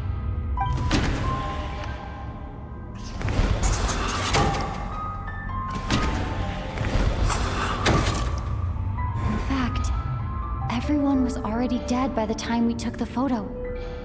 And in the days since, we've experienced many more partings in the afterlife.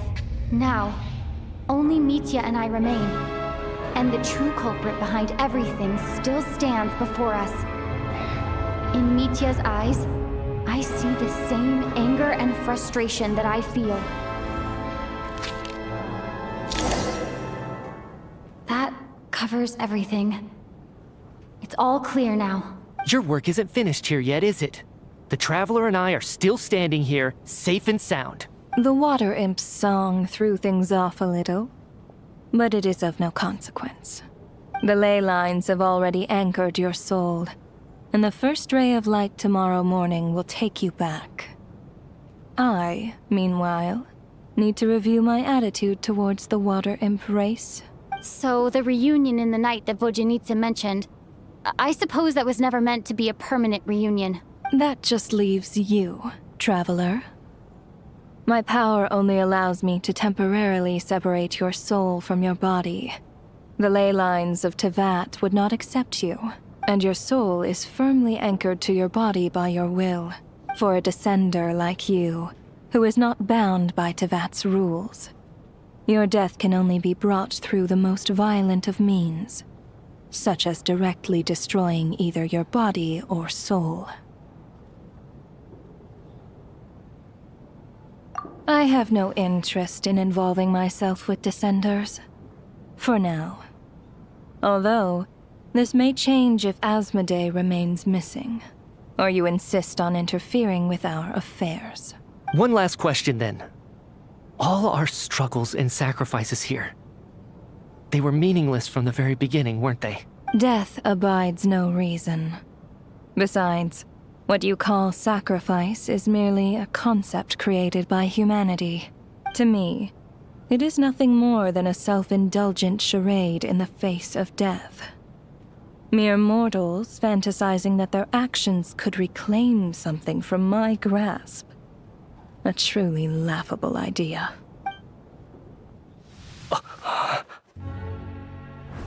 Grim Reaper, you really know how to get on my nerves. I'm not here to ingratiate myself with you. I kill merely because your deaths are necessary.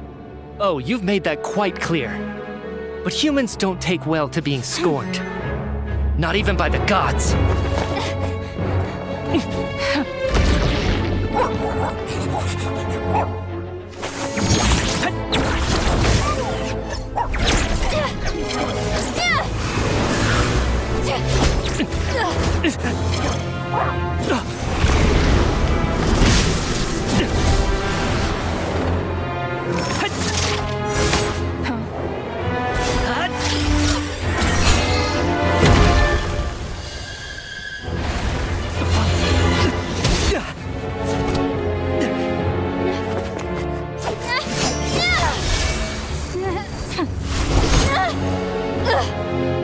This is futile. You must know that you are powerless against me in my own domain. I suggest that you save your strength. For what? Maybe we can't change it. But if nothing else, we can at least teach you to have some respect for the dead. Audacious.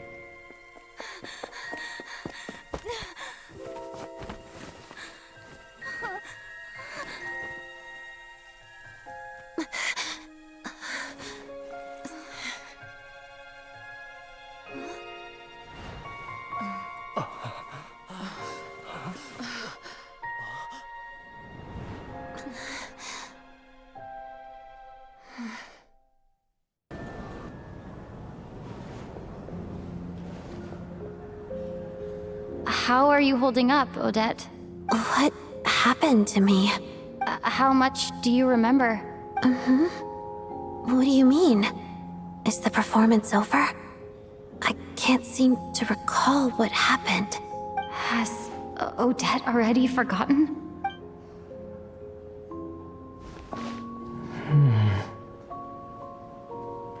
Mitya? Oh, I'm sorry. I guess I spaced out there for a second. Remind me who you are? Don't you remember anything? Yeah, I remember now, comrade. Looks like we guessed right. Just like me when Odette found me at the Armory Palace. For some reason, everyone killed by the Ruler of Death eventually came back to life. Just with one catch. They forgot what happened while they were dead. Odette and the others have already forgotten everything. Why were you able to remember this time? Could this be the reason? You said this is the Ruler of Death's symbol, right? I don't see anything there. You don't? Huh. Okay, I guess that makes sense. I carved this into my hand in the afterlife, so it's not visible in the physical world. Does that mean I carved this symbol into my soul? What an unsettling thought. Still, at least I get to remember what happened. I suppose it's a blessing in disguise. What about you, though? The Ruler of Death mentioned that you're a descender? Is that why you can remember? A full explanation would get complicated very quickly, but that's essentially it. Well then, now that it's all over, let's figure out what we've learned. The first thing I notice is that everything here is precisely as we left it, right before our deaths. This confirms that time passes differently in the afterlife than in the real world. They say that right before death, time slows down and your whole life flashes before your eyes. That must be how you know you have one foot in the afterlife by that point. Anyway, clearly the few days we spent in the afterlife probably only amounted to a few short minutes in the real world. This also aligns with previous reports of widespread temporary memory loss among the Armory Palace personnel. Now it seems likely that those were all brief deaths caused by the Grim Reaper's so-called curse of death. To those unaware of the truth, dying and coming back to life must feel similar to a short bout of catatonia. This leaves me with a couple big questions. What are the conditions that trigger this so-called curse of death? And why are we resurrected after we die? If nothing else, I think it shows that killing us wasn't her ultimate goal. We still don't know her true reasons for subjecting us to death. Right. This time only got complicated because of the situation with the theater's ley lines. That's why she had to approach it differently. If the previous incidents of amnesia among the researchers are anything to go by, killing us is usually a pretty routine matter.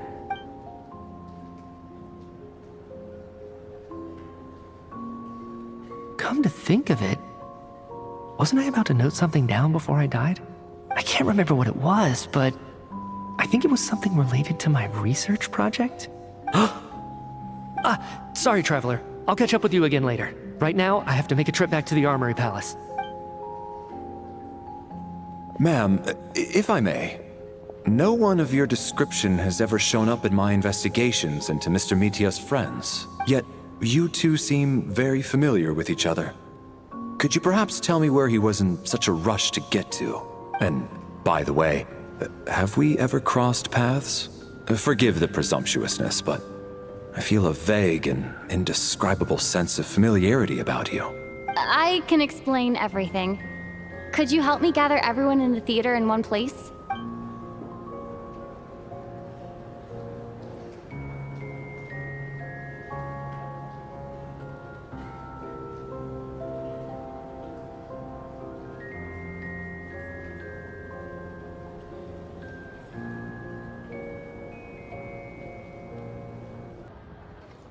So, Chuganov really is going to shut down the factory. I guess this theater incident actually did us some good after all. So, you said I promised to take you to the Armory Palace while we were in the afterlife, yes? I believe you. I think I even have a vague memory of it. Agreed. Let's check in on her first. The whole reason for our trip to the Armory Palace anyway is to figure out what's going on with her health.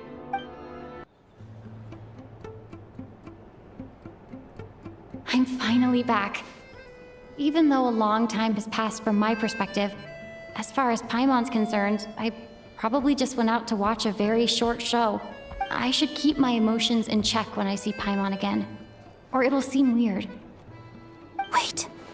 The atmosphere here feels off. Shh. Stay quiet. Let's go inside and take a look. Have we still not been able to notify Child yet? We need new orders. What if that person comes back again? I'm so sorry. Under the circumstances, there was really nothing we could do. Tell me, what happened to Paimon? It was the Jester. He came here in person and escorted Miss Paimon away. He's the director of the Fatui. His authority supersedes all others and cannot be questioned. There was nothing we could do. How long ago did he leave? And what was Paimon's status? It was about an hour ago. Miss Paimon was fast asleep at the time. The Jester simply walked off with her as if it was only natural. I assure you, he absolutely did not use any force. Do you know where they went? The Armory Palace, most likely. Lord Pierro, the Jester, has been overseeing the experiments there lately, keeping a close eye on their progress. Everyone in the Fatui has heard about it by now. I'm surprised he came in person. Whatever his reason for taking Paimon, he'll most likely return to the Armory Palace first, which is exactly where we were headed anyway. Then lead the way, Odette. Okay, let's go. It's just up ahead. Quick, let's get inside. No, I'll go alone. You know I'm planning to force my way in. You're with the Fatui, so you should stay outside. I was hardly planning on taking you through the official channels anyway. I'm here to force my way in, just like you. I may be a Fatus, but I'm also Lelik, enemy of Project Stuzha. Paimon's safety is paramount right now. With me around, you'll have an extra pair of hands. There might be devices inside that are easier for an insider to deal with. If you say so. Let's go. There's no time to hesitate.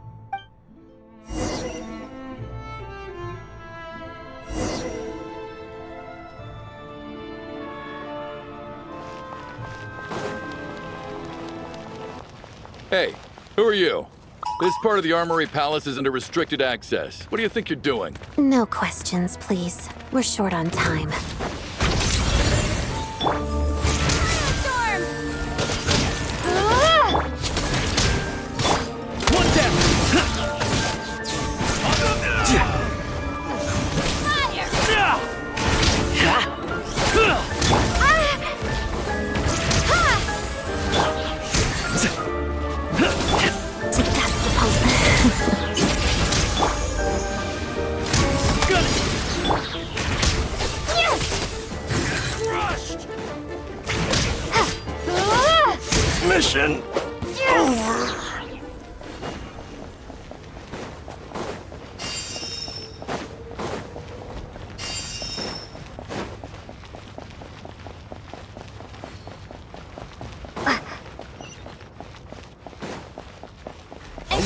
workable.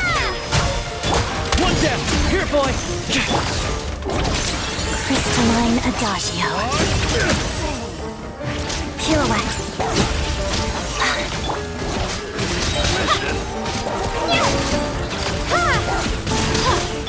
Bullseye!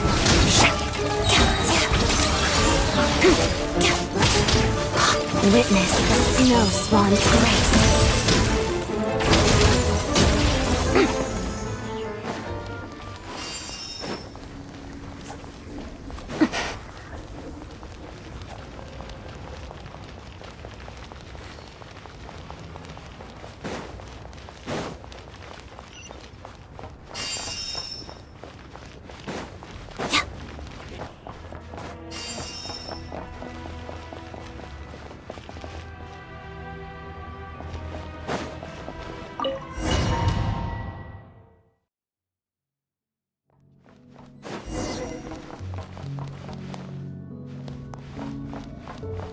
Do you have a pass? Where are you coming from? So, you're intruders, huh? Don't blame me for what happens next!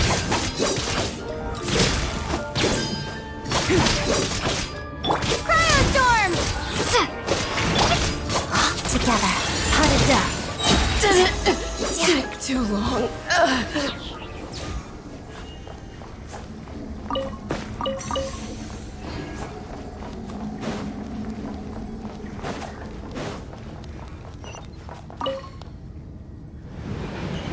The Armory Palace is hidden this deep in?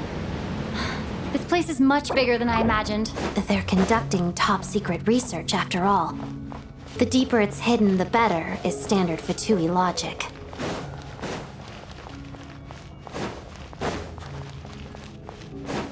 The style doesn't really look like the Fatui's handiwork, though. They must have requisitioned some structures from a past civilization. It also serves as a bit of a disguise. Looks like we're in for intruders! Stay alert! Walls of the snowflakes.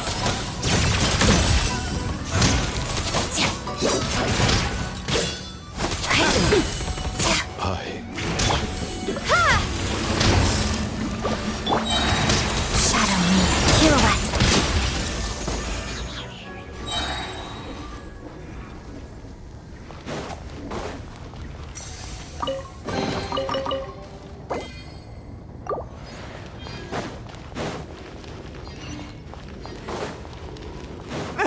Intruders? Don't come any closer!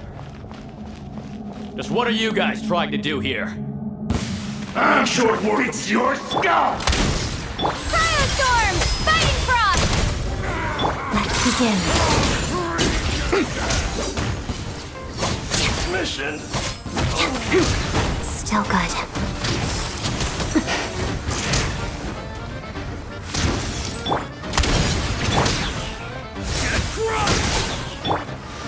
Shadow me. Mission! Witness the snow swan's grace. Time! Big one! Couldn't! Time! Couldn't! Together. No one interferes with a jester's work!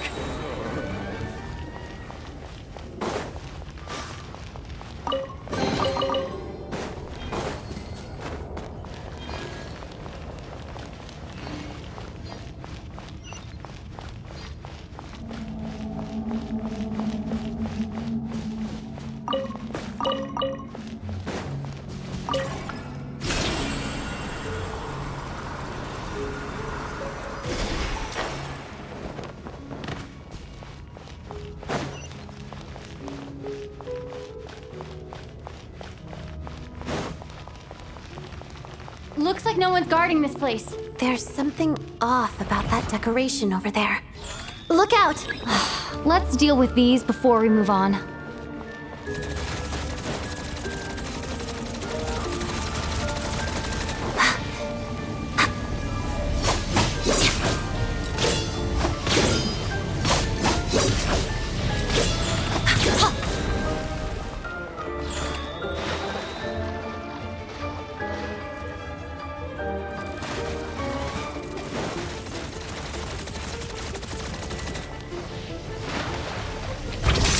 pirouette.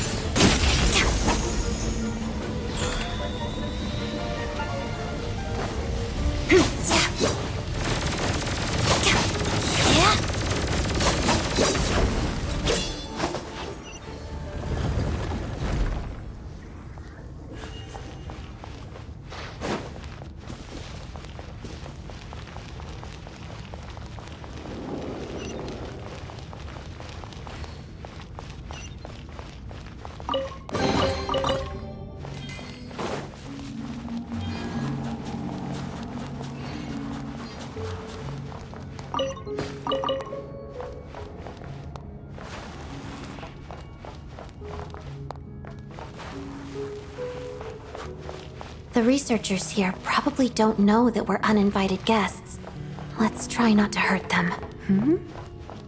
What's the big star from the theater doing here? That's Miss Odette. She's a member of the Fatui. Don't tell me you didn't know that.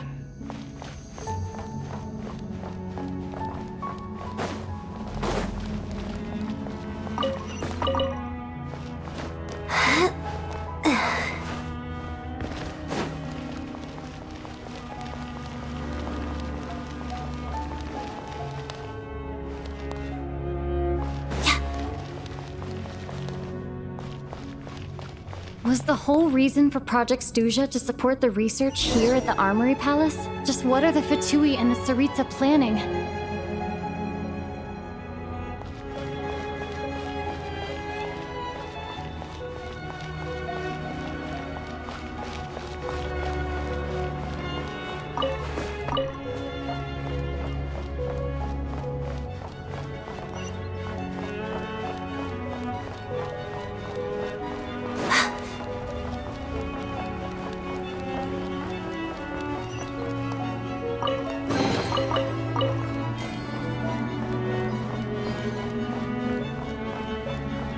Whoa! Who are you? Never seen you around here before.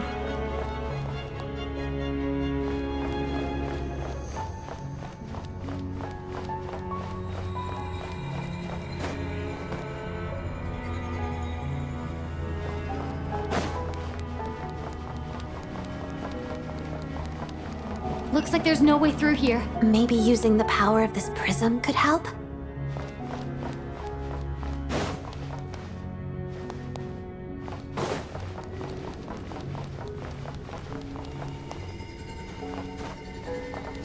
Let's begin.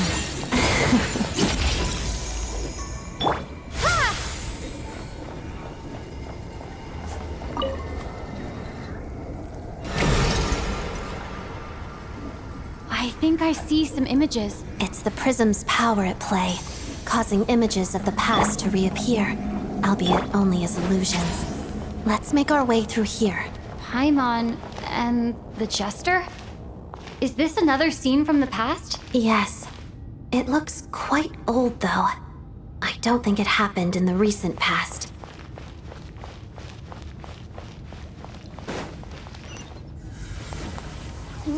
What's going on here? What happened? The source seems to be the Armory Palace. They must have started some large-scale experiment. Wait, what if this has something to do with Paimon? We need to hurry!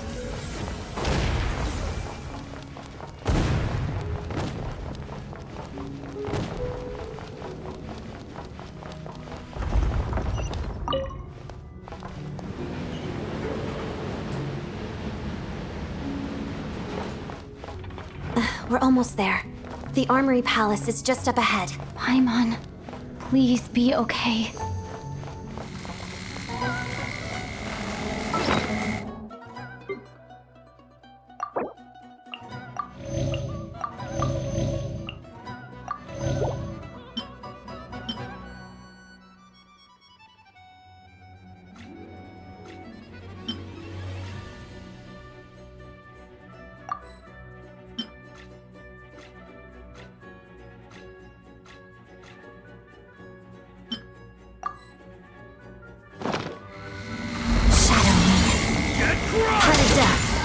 Mission!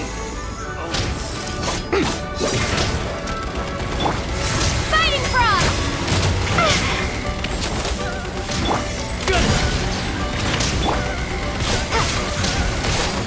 crystalline adagio.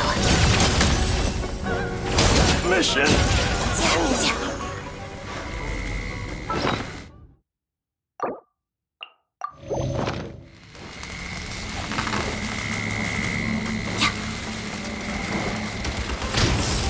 Together. One down! Snowstorm! Condense! Pirouette. Waltz of the snowflakes.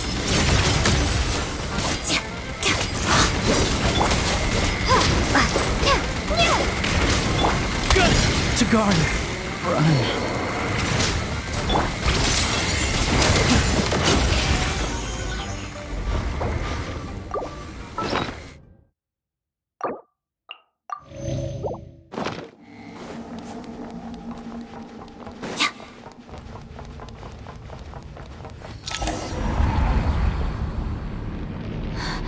What's going on? Wait, I remember this feeling. It's the curse of death. No, not now. Why is the curse of death striking again already? Odette?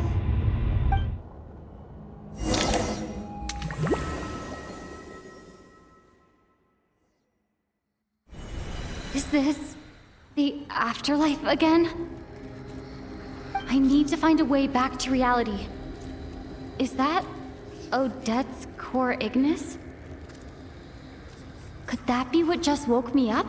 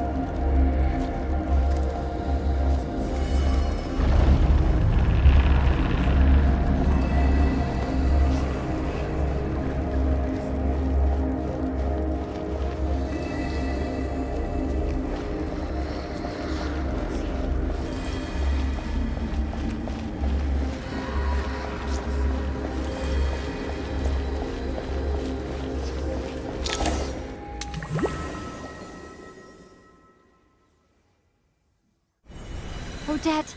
Odette! No signs of life, but past experience says that she should be resurrected before too long. Right? Did Odette intentionally use her core ignis to guide my soul? I feel like something similar happened in a dream I had before. Thank you, Odette. If not for you, my soul wouldn't have found its way back to my body so quickly, and I might not have woken up so soon. But I'm sorry. I don't have time to protect you. I have to use the time you bought me to get Paimon back.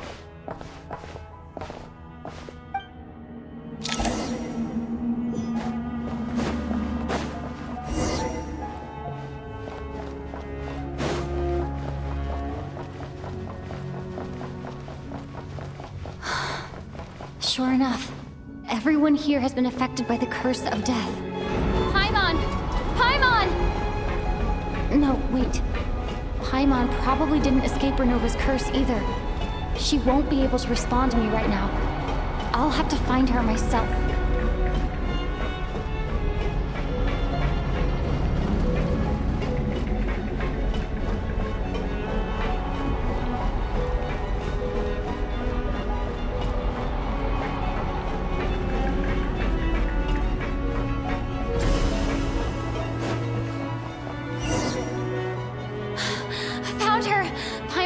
is here.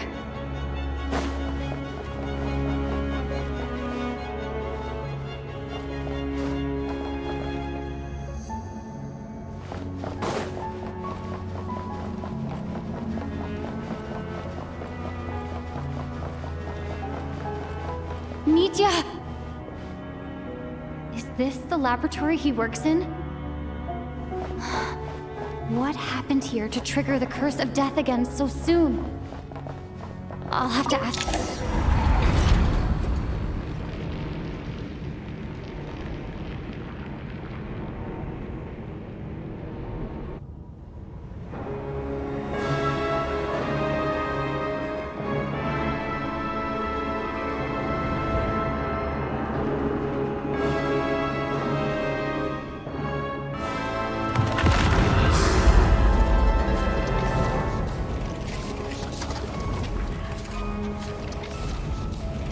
You don't learn, do you?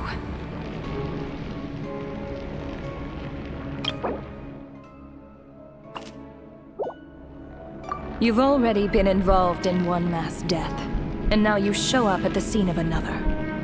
This might have passed for a coincidence the first time, but a second time? Am I to assume you are intentionally interfering in Snezhnaya's affairs? Judging by your expression, it seems that you understand little of what is going on here. In that case, a word to the wise. Do not interfere in Snezhnaya's affairs. A civilization that fails to learn its lesson constantly depletes its own worth. It will one day lose any reason for its existence, and as a descender, you are perfectly suited to be the lifeline to which a dying civilization might desperately cling. Consider your position carefully. No advice needed. I'll make my own judgments. Suit yourself. When the day of reckoning arrives, not even a descender can hope to escape unscathed. The time for resurrection fast approaches. The mortals here are not yet worthy to behold my form. So that will be all for today.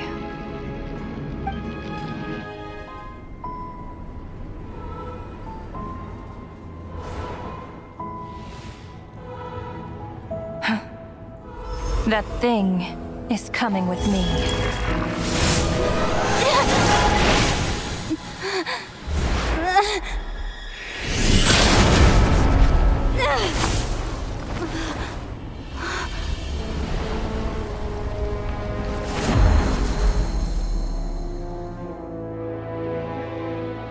You awoke sooner than I thought. The curse of immortality is stubborn, unable to enter the ley lines, yet not content to remain a spirit. Ruler of death, what do you want? You perplex me. Both you and you. That thing may be a creation of Celestia, but it possesses none of Celestia's power, let alone authority. Your obsession with it baffles me. No matter, the resurrection will soon begin. It's worthless anyway. I'll reclaim it next time.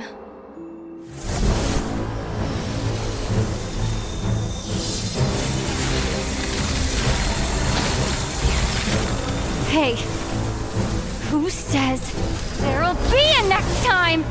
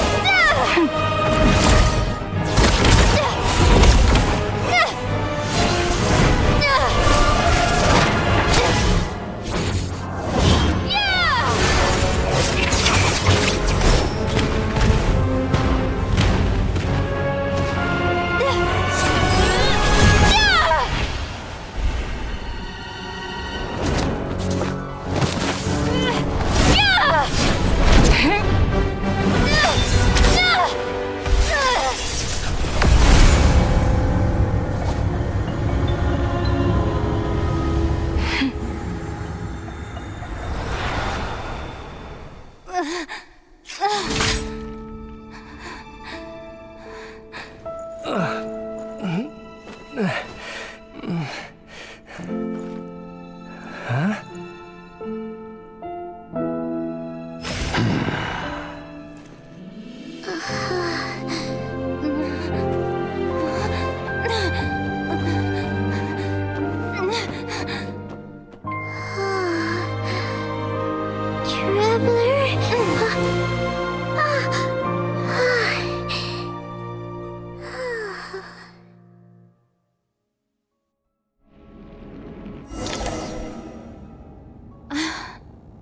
I missed you, Paimon. What are you talking about? We haven't even been apart for that long, have we? It was... different this time. You seem to be in pretty good shape. Yeah, Paimon's back in tip-top condition. It's the weirdest thing. Paimon fell asleep earlier, and when she woke up, she found herself here. The Jester and that guy talking to him used some kind of energy on Paimon, and she could kind of feel it canceling out that other thing that was making her feel unwell. So, Mitya helped too? Apologies for leaving in such a hurry at the theater earlier. I was in a rush to verify some theories. Rest assured that your companion is perfectly safe. We reversed the effects that the experimental energy had on her. The Jester specifically instructed me to do so. I suppose this is our first official meeting, Traveler. I could not let Paimon suffer in her condition for a moment longer, and so I simply took her without explanation. I hope you do not mind. But why would a big shot like you care about what happens to Paimon? As I said when you first arrived in Snezhnaya, we once spent some time together in the distant past. Oh yeah, you did mention that. And Paimon did think you seemed strangely familiar the first time we met. I'm afraid the reminiscing will have to wait. Mitya, let us continue with the report. What conclusions, if any, did you reach from conducting the final experiment of our energy research ahead of schedule? The good news is, my hypothesis regarding the Ruler of Death has been verified. As for the bad news, I recommend we suspend the experiments and Project Mistleton until further notice. Currently, we have no means with which to make a breakthrough. I say this purely as a scientist, guided by reason alone. I will trust your judgment. We shall put the project on hold until the Ruler of Death has been eliminated. Wait, what are you guys talking about? You want to get rid of Renova? Like, how? By killing her? By whatever means necessary, so long as it removes the threat she poses to us. Until then, everything we do will be in vain.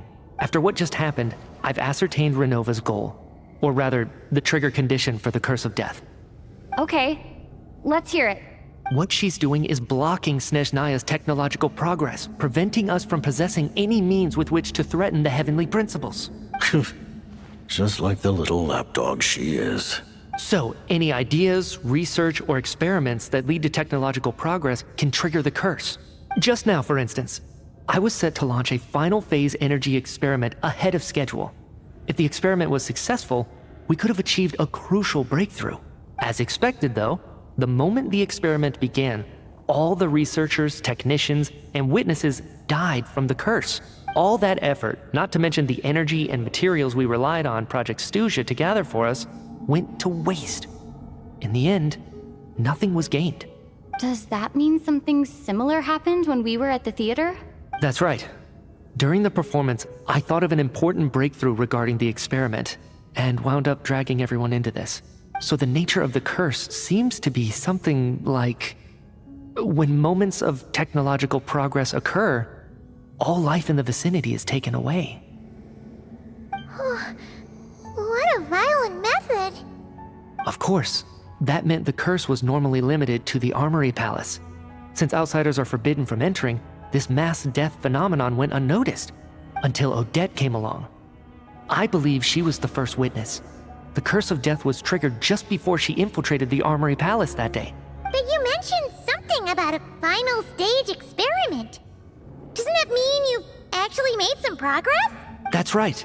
Even with the gods locking certain key components out of reach, humanity can still advance technology in incremental steps accumulated over time. But, as I'm sure Renova anticipated, even incremental progress has its limits. A point where the truth you're seeking must be put to the test in an experiment. You mean the experiment you were just about to do? Yes, we were at a critical juncture, a moment where the quantitative was about to translate into fundamental qualitative change. With this single experiment, we could have brought everything we've worked for to fruition. But now, after already being forced to fumble around in the dark all this time, it feels like we've truly hit an impenetrable wall. As long as Renova's curse of death persists, we won't be able to advance the experiment or obtain any results.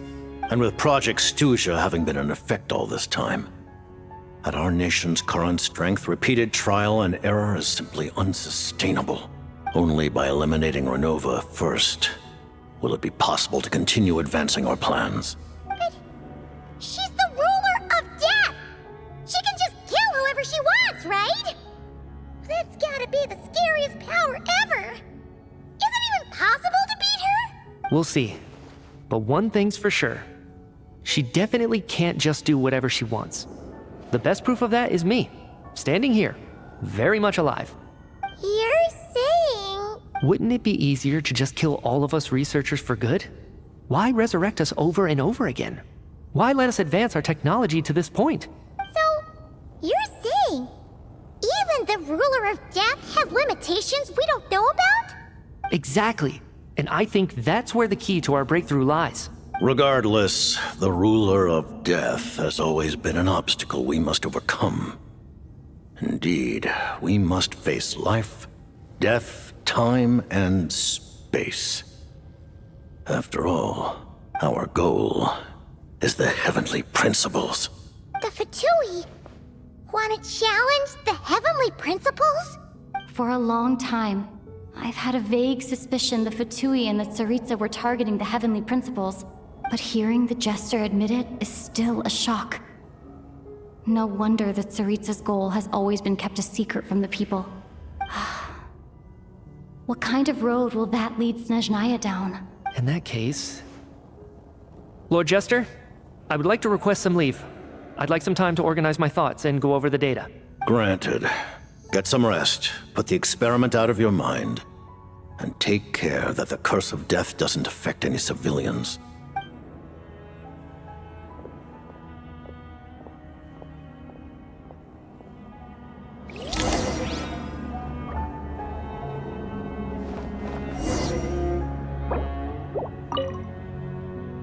While there is yet time, allow me to offer you my hospitality, honored guest of Snezhnaya. Is there anything you wish to know? I remember hearing the term Mistelton from Columbina. Yeah! Paimon wanted to ask about that when the name came up just now. What is it? Paimon's heard of Project Stuzha, but not this one. As you know, Project Stuzha is a series of measures enacted to consolidate our nation's resources, the greater purpose of which is to serve Project Mistelton.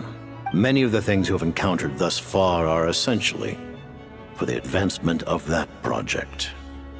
This includes the Kuvaki Experimental Design Bureau in Nocturne. Researching Kuvaki was merely a facade. Its core objective was to use local resources and research findings to build Mistelton itself. And that's a weapon built for the final battle against the Heavenly Principles, isn't it? Huh? How did you know that? I was given some intel, and I made some deductions. Wait. You must mean that thing over there. Oh, Paimon's gotta take a closer look at this thing. Especially after you guys sent so many people to Nocturne to work on it. Kuvaki alone will not break through Celestia's defenses, let alone challenge the Heavenly Principles. The Heavenly Principles are no doubt accustomed to combating the power of the Light Realm, and elemental energy is simply the power of the human realm, converted to that form by the Heavenly Principles themselves. Any attempt to use this power against its creator would be a futile endeavor. For now, therefore, we have set our sights on the form of energy associated with the third descender and the stellar linchpins. This may hold the potential to allow Mistleton to contend with the heavenly principles. You could say that by reverse engineering the stellar linchpins to extract the energy within, we have obtained a source of anti-Celestia energy. The Kulagi Experimental Design Bureau, Project Stusia, and the new energy experiments. Huh. So, Project Mistleton is what ties it all together. And it looks like your plan is almost complete. No wonder the Ruler of Death came after you. Her Majesty the Tsaritsa has embarked upon an expedition to vanquish a monster. Were it not for this, I imagine she would have been delighted to grant you an audience. Seems like the powers that be in Snezhnaya don't intend to hold my past conflicts with the Fatui against me. The Harbingers have been granted significant autonomy in retrieving the Gnosis. But by the same token, they do not completely represent Snezhnaya's official stance. You read my mind. Speaking of the Gnosis, Paimon's been dying to ask this question since forever. Why exactly does the Tsaritsa want to collect them? Is it something to do with the fight against the heavenly principles? The Gnosis will undoubtedly serve as a key bargaining chip when she confronts the heavenly principles. Beyond that, you had best ask the Tsaritsa herself. I am not sure if this information is mine to disclose. What do you mean, not sure? Don't you make the rules? You're the highest-ranking Harbinger! Ugh, never mind. Taking on the heavenly principles is something most people wouldn't even entertain in their wildest fantasies. Why is the Tsaritsa so fixated on this? Into that today, civilization is nothing but an illusion. Something whose very existence can be negated at any moment. Our civilization may very well be destroyed in the struggle, but as things stand, the heavenly principles could choose to negate our existence on a passing whim. And we must not sit back and accept that fate. Only by changing the state of affairs, only by overthrowing the heavenly principles, can our civilization truly be said to have taken root. Otherwise, the fate of the people of Conria and Hyperborea is a cycle doomed to repeat itself. Accepting potential destruction in return for getting to control your own fate. Furthermore, perhaps this is still somewhat difficult for you to understand. Are you aware that all the rules of this world are made up of curses? Huh? All of them? Paimon knows about the curse of death you mentioned, and the curse of immortality that you and Dainsleif have. Then, the birth of the Hilly Churls, the rules of Natlan's Ode of Resurrection, those are curses too? Farina's long life seems to stem from a curse placed on her by Focalor as well. Yes. Even a god's love for humanity is a curse the heavenly principles inflicted upon the gods. What? The Tsaritsa has always had ample reason to hate the heavenly principles. If she can seize their authority, she will reconstruct the entire world, and when that time comes, humanity will be completely liberated from curses and lies. Look forward to it. It will be a world beyond your imagination. Though the ordinary people of Snezhnaya may not understand these details, in this frigid land locked in a ceaseless struggle against the environment, in this nation to which the gods have never shown favor, we all believe that standing in solidarity with the Tsaritsa in our shared struggle will surely usher in a new and better world.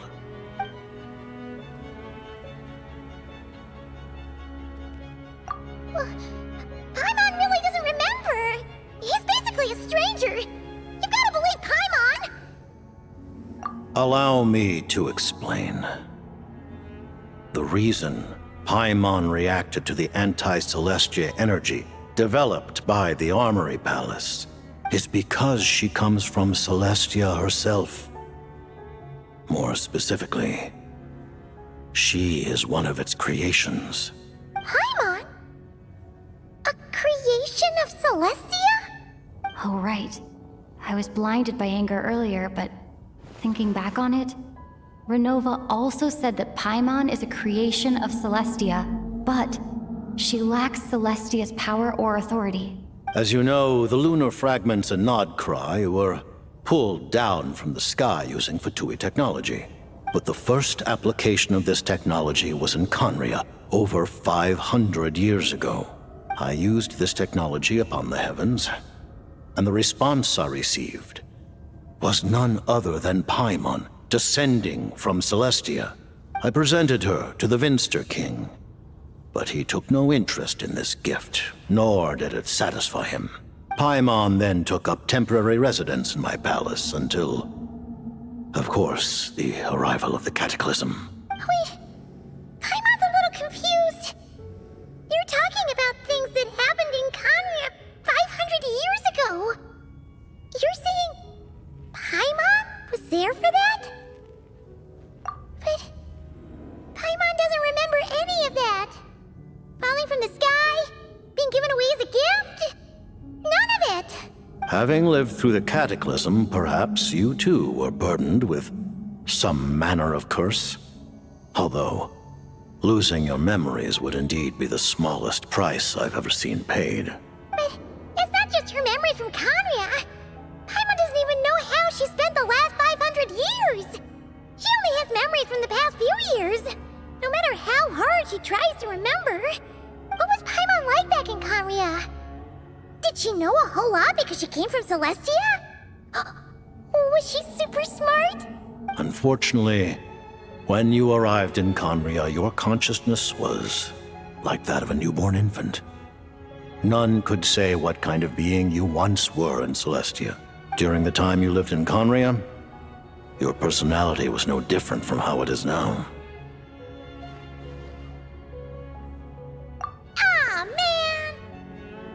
Plan to get her memories back and become super smart is ruined before it could even start. You know, even though Paimon lost her memories, she still feels weirdly close to you for some reason. That must mean you took pretty good care of Paimon back then, huh? On the contrary, I completely ignored your existence. I was entirely focused on my struggle against Troptatir the Wise. But now, as I see it, it is as if you are the only sane thing that survived that era of insanity, and thus are worthy of protection. Noted. Man, Paimon's gotta stop projecting friendship on everyone she meets. But, Traveler? Even though you know Paimon's some creation of Celestia now, you still want her, right? You're not going to abandon her? Oh, phew! That's a relief. Paimon's just learning about this too. She's barely even processed it.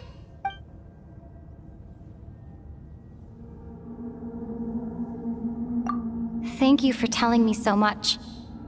I'm a bit surprised, honestly. I didn't expect you to be quite so transparent with me. Given the circumstances, the Fatui need not hide anything from our allies. Allies? To advance Project Mistelton, we must first resolve our issue with the Ruler of Death. And, if I presume correctly, you have no intention of letting her actions go unpunished either, do you? That's right. Ever since she said she intends to reclaim Paimon when we next meet, I figured reconciliation was out of the question. Against an opponent of this caliber, deliberating over our allegiances would waste time we do not have. We must join forces unreservedly with whomever we can, if we are to stand anything like a fighting chance. You're going challenge the ruler of death? Just for Paimon? But Paimon's only... Thank you. Oh, thank you. Oh, gee. Now Paimon doesn't even know what to say. Anyway, Paimon's super touched. The Tsaritsa will return in triumph in short order, and the Fatui shall hold internal discussions regarding the enemy. The time for us to meet again will come very soon. Got it. Thanks for your help with Paimon. I'll be sure to look after her for you.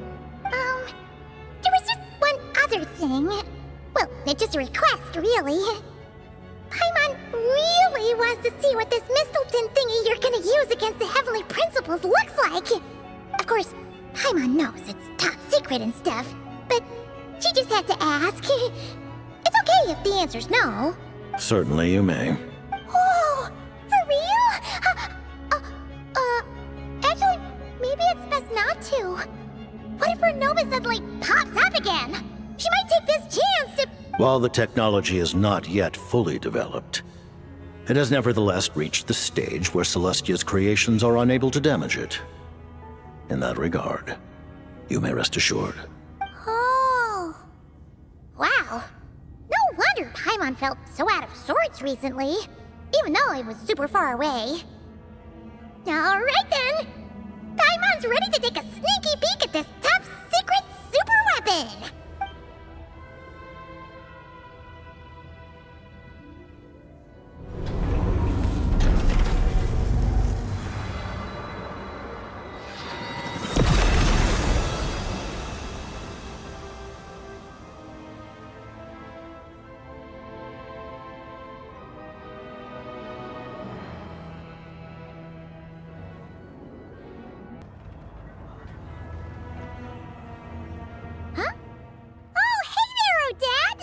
Paimon? You're okay. Thank goodness. You look well. Have you recovered? Long story short, yep, Paimon's all better. What are you doing here? Were you waiting for us? That's right. When I woke up, I wanted to go in after you, but the guards had woken up as well. It would have been tough to take them on alone, and there was no easy way to sneak past them. So I returned the way I came and waited for you here. It was thanks to you that my soul found its way back to my body so quickly. Thank you. Huh. That actually worked? Nice. I just figured I'd try my luck when that ominous feeling struck me. Really, you should be thanking this thing instead. Anyway, now that things here are all taken care of, I have other things I should get back to. Ah, Director Chuganov, you're back. We just received notice that Project Stuzha has been suspended, so we've convened an emergency meeting. This is the preliminary plan. In addition to expanding production capacity, we've also discussed feasible layoff plans to optimize revenue and expenditure structure. Our calculations indicate that the factory's profits will increase by at least 30%. Just give the word, Director. That won't be necessary. Leave the energy for those who need it. Whether they use it just to get by or to run a business, that's up to them. Start preparing to halt production and lay off the staff. Make sure the workers are able to land on their feet and that they are duly compensated. Thank you all for your hard work during this time. Am I hearing you right? Why? After all the tough times we made it through, now is exactly when we should start to turn a profit. I just suddenly don't want to do this anymore. Huh. Does there have to be a reason? Iskra, it's time to rest. Dear esteemed members of the Rokot, given the effects of Lelic's radical actions upon our organization's reputation and social stability, a decision has been made to permanently withdraw this codename from use. Considering that Lelic did what they did for the benefit of the people, the Rokot has nevertheless negotiated with the authorities, ultimately securing a waiver for all penalties due to them. Lelic will be suspended for a period of time. Depending on their future performance, they may be allowed to adopt a new codename and continue acting as part of the Rokot. The purpose of this notice is to remind everyone once again that motives and methods are equally important when one operates in the shadows. Even with Project Stooge's suspension and our interim operational victory, we must guard against complacency and rashness and work to consolidate the progress we have made so far. We act only for the greater glory and solidarity of our nation. May the aurora shine ever on, and the tundra always stand firm. We act only for the greater glory and solidarity of our nation. May the aurora shine ever on, and the tundra always stand firm. Looks like it's finally over. You mean for us? Just thinking out loud. I've never seen the Snezhnaya so lively before. I never once thought I'd come here.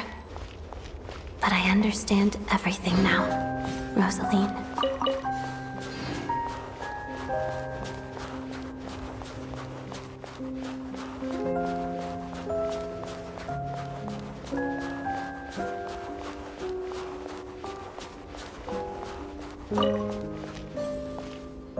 I've seen Spirit Seeker performed many times, including by your mother. Why do you bring that up all of a sudden?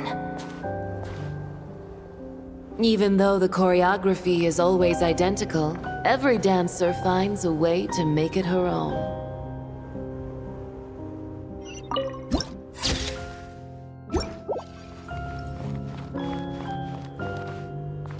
So you actually want to talk to me about ballet? I just think it would be a pity if the dance was lost to history. She didn't teach it to you, did she? That was an unusually subtle taunt for you.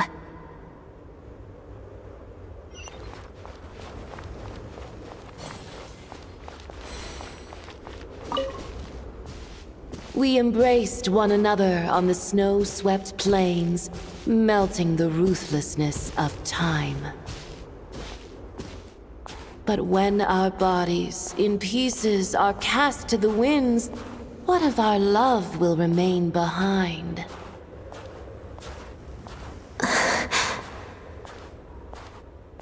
Don't tell me you can't sing. Shush.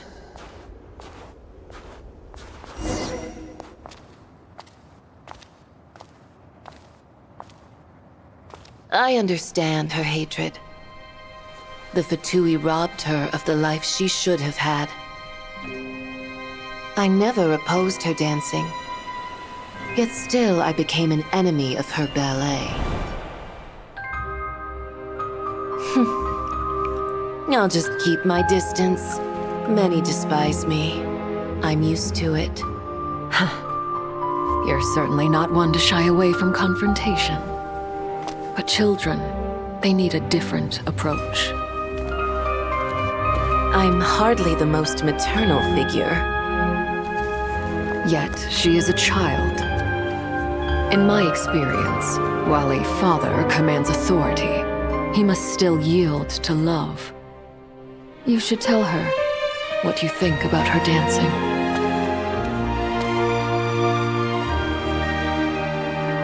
Odette will soon take the stage at the Koralyevsky Theater. This could be your chance. Geonosis secured. It went smoothly. I'll be there. Have them send me an invitation.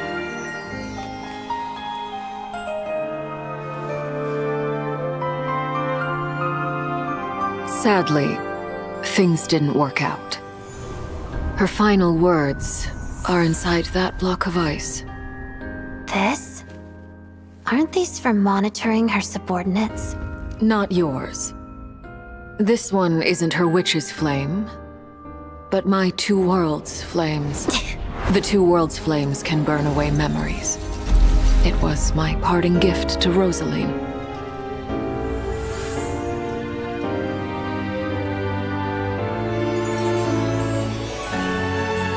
If all goes to plan, she and I will both live to see the Tsaritsa succeed.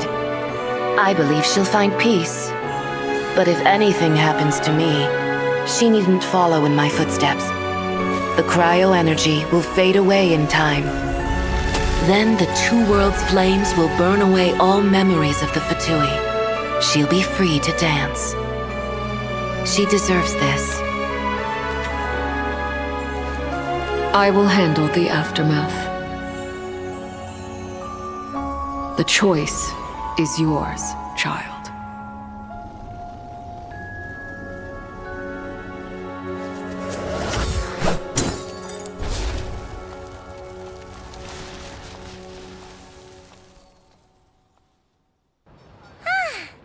Fresh air at last! Paimon's head isn't spinning anymore, and the fever's all gone. Paimon's finally free to fly again! Oh, it's nice to finally know where Paimon came from, too. It did make Paimon a little nervous at first, but it's such a relief now. Like, who cares if Paimon's a creation of Celestia? She's probably not anyone that important. Probably just the fairy of food and fun or something. And like you said, this doesn't have to change anything between us. You're not gonna just... Hey, hurry up! Why are you walking so slowly? You've spent the last few days lying in bed and stuffing your face. I didn't think you'd be able to fly this fast. Says who? Paimon's as agile as ever. They don't call her White Floaty for nothing.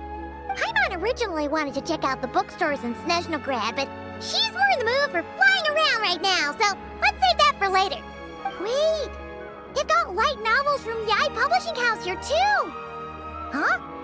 And this is Paimon's favorite mystery story from Fontaine! Wow! They got a sequel!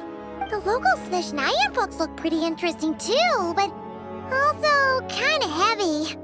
Not the easiest things to look around. I thought you were in the mood for flying around. Paimon can read while she flies.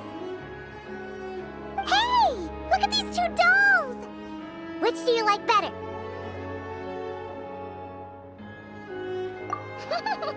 All right, boss, we'll take both. Paimon will have the other one. Oh, I thought we were only getting one. All right, fine, I'll pay.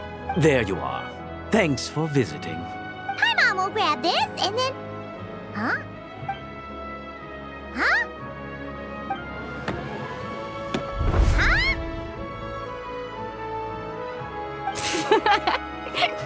How many layers does this thing have? And what are you laughing at? Huh.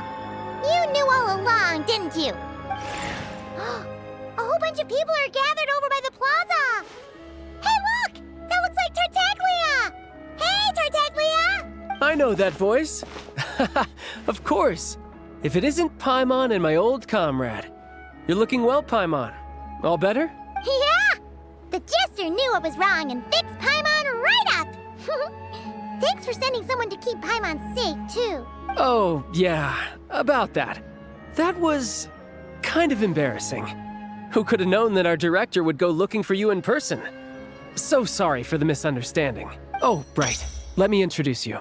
This is my little sister, Tonya. Hello, Tonya! Hello. Firstly, I'm really sorry about my brother. Sounds like he's caused you no end of trouble. Hey now, why'd you have to start with that? Not that it isn't true, of course. So she's the real Tonya. She said you two didn't manage to meet up at the theater. She waited ages for me, and when I didn't show, she got a little worried and went outside. I know, right? He didn't bother to say a word to me. I searched up and down the city for him, and he only told me about it when I finally caught him at the gates of Glupov. I've been rushed off my feet lately, so I didn't get the chance to go home. I just figured the Traveler would fill you in when she got there. Well, the snow was bad, and you're never late. So I was really worried about you. How was I supposed to know that you'd stood me up? I'm sorry, Tonya. I really am. I'll make it up to you somehow. Just... please don't tell Mom and Dad. Although the mix-up led to a series of misunderstandings, it's probably for the best that the real Tonya didn't get caught up in that mess. Besides, it's obvious that Tartaglia isn't usually one to break a promise. He only gave his ticket to me because he had to look into Lelek. No, it's fine. It just meant I didn't get to see the show in the end. By the way, what did you think? You were one of the first people to see it, you know? I would say the best is yet to come. Huh? What kind of review is that? Hey!